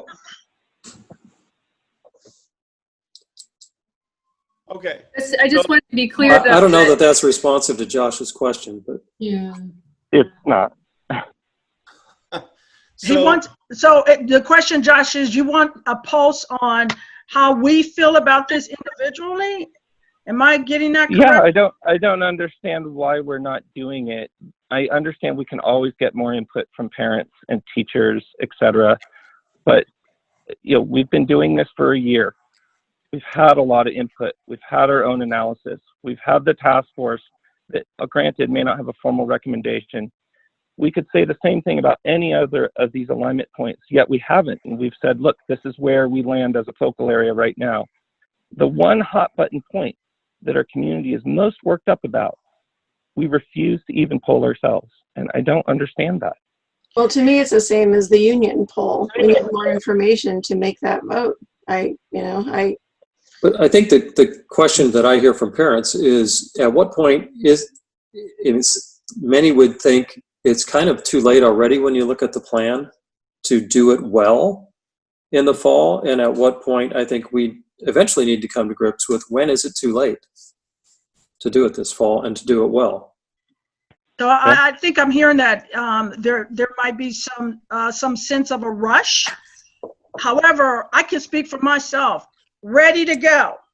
What do I need to do to make it happen? And yes, everyone else probably needs to do the same thing. So if you want to poll us now, Itoko, I don't know if this is the right time. It's 7:38. We're already, what? Going on 20 minutes. 10 minutes over. Yeah, I want to respect people's time. I think Josh's question is important. I mean, I'm happy to vote to extend and have this conversation. I mean, it's a legitimate conversation. We could we could vote to come back as a joint board, sometime in the next day or two, and just have this one discussion item. This is, in my view, probably the reason people that wanted to drop off 20 minutes ago are still here. So I don't know. I would just do the poll. I think it's very difficult to support something when I don't know if we can financially make it happen. So I think the answer is if we look at the fist of 5, it's a lot of 2s then. Is that correct? Is it 2, I need more information? Is that correct? Yeah. So, 2 is yes. I would like more discussion. The same with all the options in my mind. I mean, yeah, I agree. to have an unequivocal view of it. Just, the minute you think of, God, yeah, no, that makes sense, let's do it. And then you think of all the other reasons why that's, just too hasty and doesn't make sense. So we're probably most in that boat just because there's too many gaps. Another process point, if I may. If you look at the 3 timelines that were presented, I think, and I don't have that slide in front of me, but I do think that the plan was for these 2 boards to have a joint meeting at the end of July or early August after a robust round of community input over the next couple weeks. And so you would come to Josh's question informed with community input 2 weeks from now if you're not comfortable making taking the temperature about timing at this time. You would actually do the round of community input, and within at the end of this month or the first week in August, you'd have a joint board meeting to focus specifically on that question. And if we're working in parallel to some of the other questions, maybe some of that information will be fleshed out as well. Yeah, it would also be there, yes. Exactly. Yeah, I just don't see how you go out to parents 3 weeks before school starts and tell them that the school doesn't exist. Yeah. That seems a little odd. And the community input gives a focal area for everything but this. So that in itself speaks volumes. So But school doesn't have to start in August. School doesn't have to start in September. Well, that creates other issues. Teachers need to put their be curriculums together, and they need, if they're doing online school, they need to know what curriculum they're teaching towards. So it sounds like we need to schedule another time. And I'm kind of, I like to weigh more on what Dr. Satterwhite just recommended, because we do hear back from the community. It gives us time to work parallel, and it gives us time to have more information for ourselves too. And I think, Josh, to your point, together as a unification task force, we can flesh out the timing bullets. This is no work towards details. One of the things we just said was we were going to add details as a UTF. No, my point, Itoko, was in every other area, pulled ourselves for where is our focal area, almost a quasi recommendation, like obviously subject to a lot of detail workout, but we're basically saying we're looking at likely a unionized traditional structure, taking both campuses, fiscally responsible with a curricular focus in these areas. We've considered this much broader realm of possibilities. We're going to be totally transparent with your input kind of on where we're landing, except timing. We're not going to tell you where we're leaning, whether we're leaning towards this fall, next fall. We're just going to lay it out there and not give you any guidance on where we're landing. Well, I do, with all due respect, I think we got some narrowing on the timing question tonight. It From seems a parent like perspective, 2021 is really narrow. Seems like January 2021 is not a popular option. It seems like there's fairly unanimous support for fall 2021, and it seems like there's cooler support for a middle school only, and medium support to cool support for fall 2020. Fair enough. If we're not going to ask the question, we should probably just wrap it up. because I think we're going to talk in circles. So Pretty much. I think we did take a fist of 5, and we haven't voted on governance, we haven't voted on budget, so I disagree that we voted on everything that's on this alignment schedule. And we did vote on the timing option, and the consensus was we need more information. So I just want to go back to our meeting norms, which is respect one another's opinions. Thank you. Are you saying that we should do those 3 things, Caroline? Because that would mean more time. No, I'm not suggesting that. I'm just countering that we didn't vote on every alignment bullet on this chart. Can I also make a practical recommendation, given we've got to do a lot of planning for school? One of the things we've talked about is a lot of the issues we're trying to solve for unification. If you go to the original doc around, solving for unification and the strengths and benefits, a lot of that can get solved through short-term collaboration between the 2 schools. So I would ask that in the short term, can we start working towards that spirit so we could potentially solve some of the challenges that we have around after school, around curriculum development, around supporting the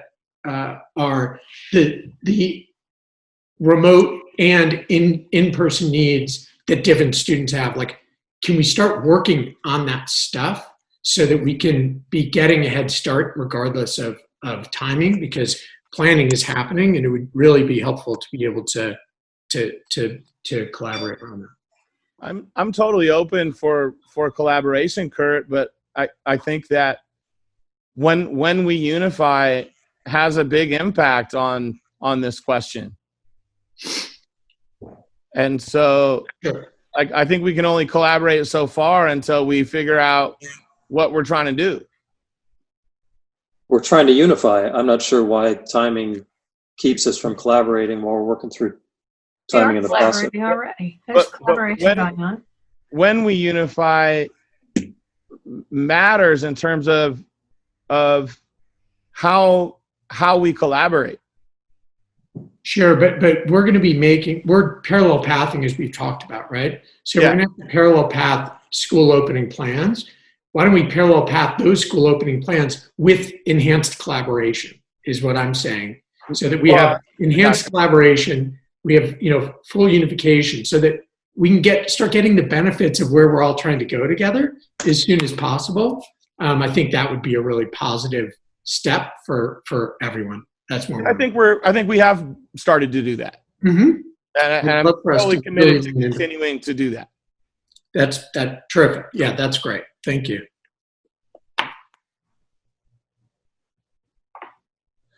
Okay, well, I hear that we need a UTF meeting soon, and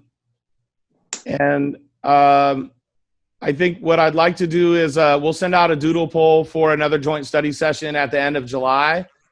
And we'll come together as a UTF and flesh out a feedback document. And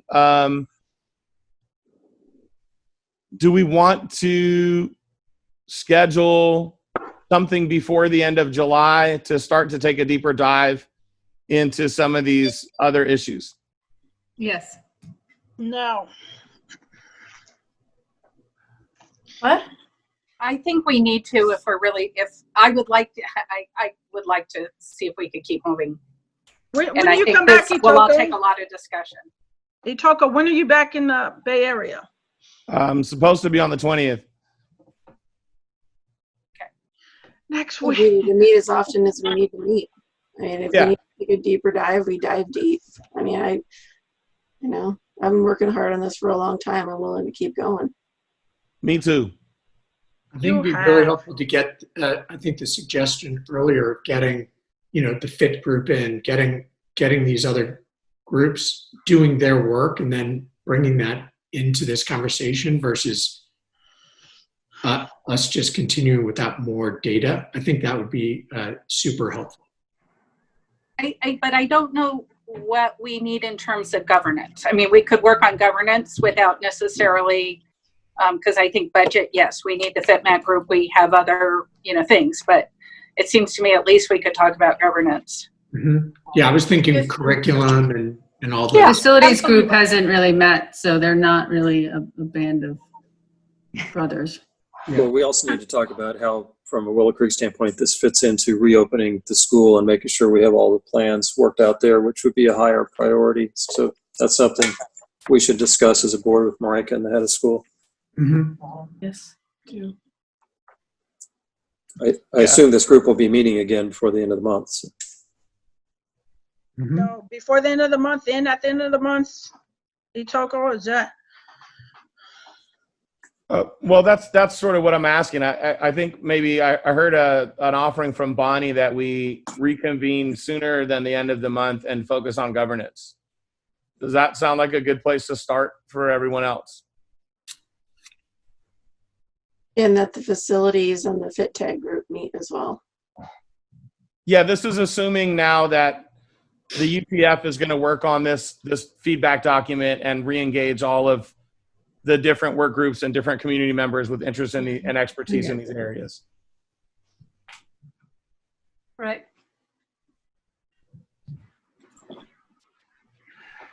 Or with governance, and if something comes up that we would need to add to that discussion, that we keep it open.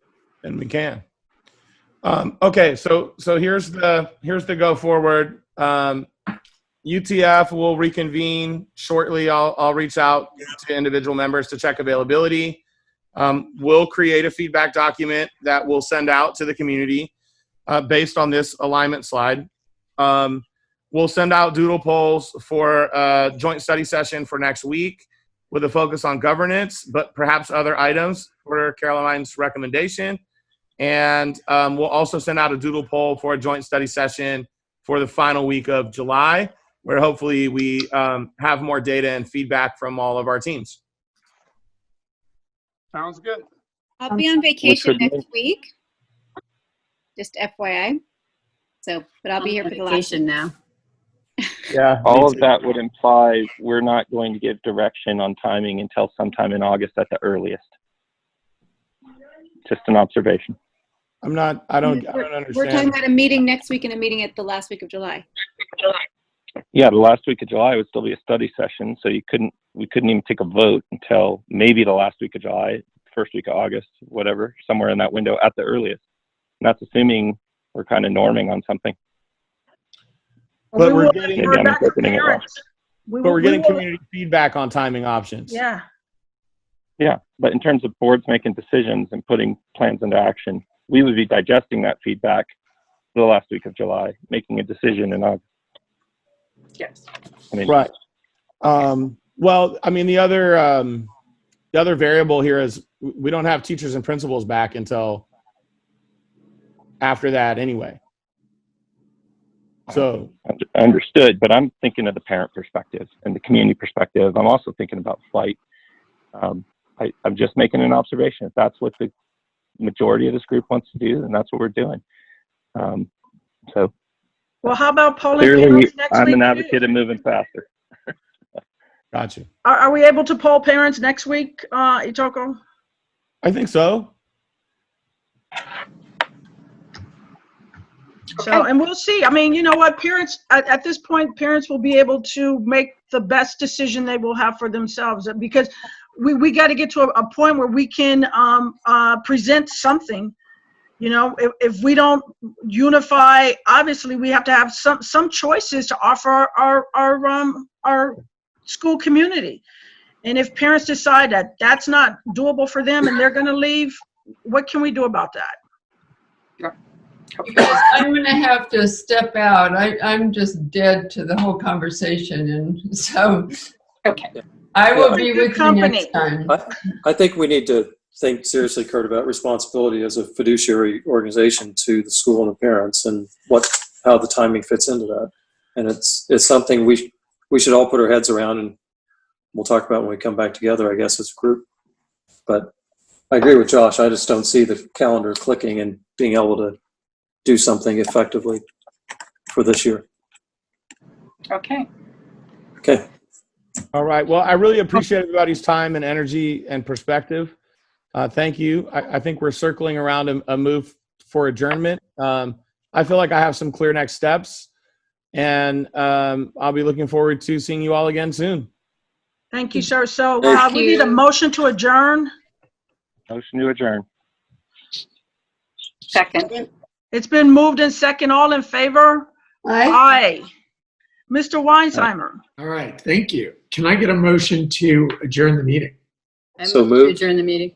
Awesome. Second? Second. Second. All in favor? Aye. Aye. Thank you, everyone who stayed on Bye. board. Thanks, Bye, everybody. Be safe. Bye, guys. Enjoy your Bye. evening. Bye.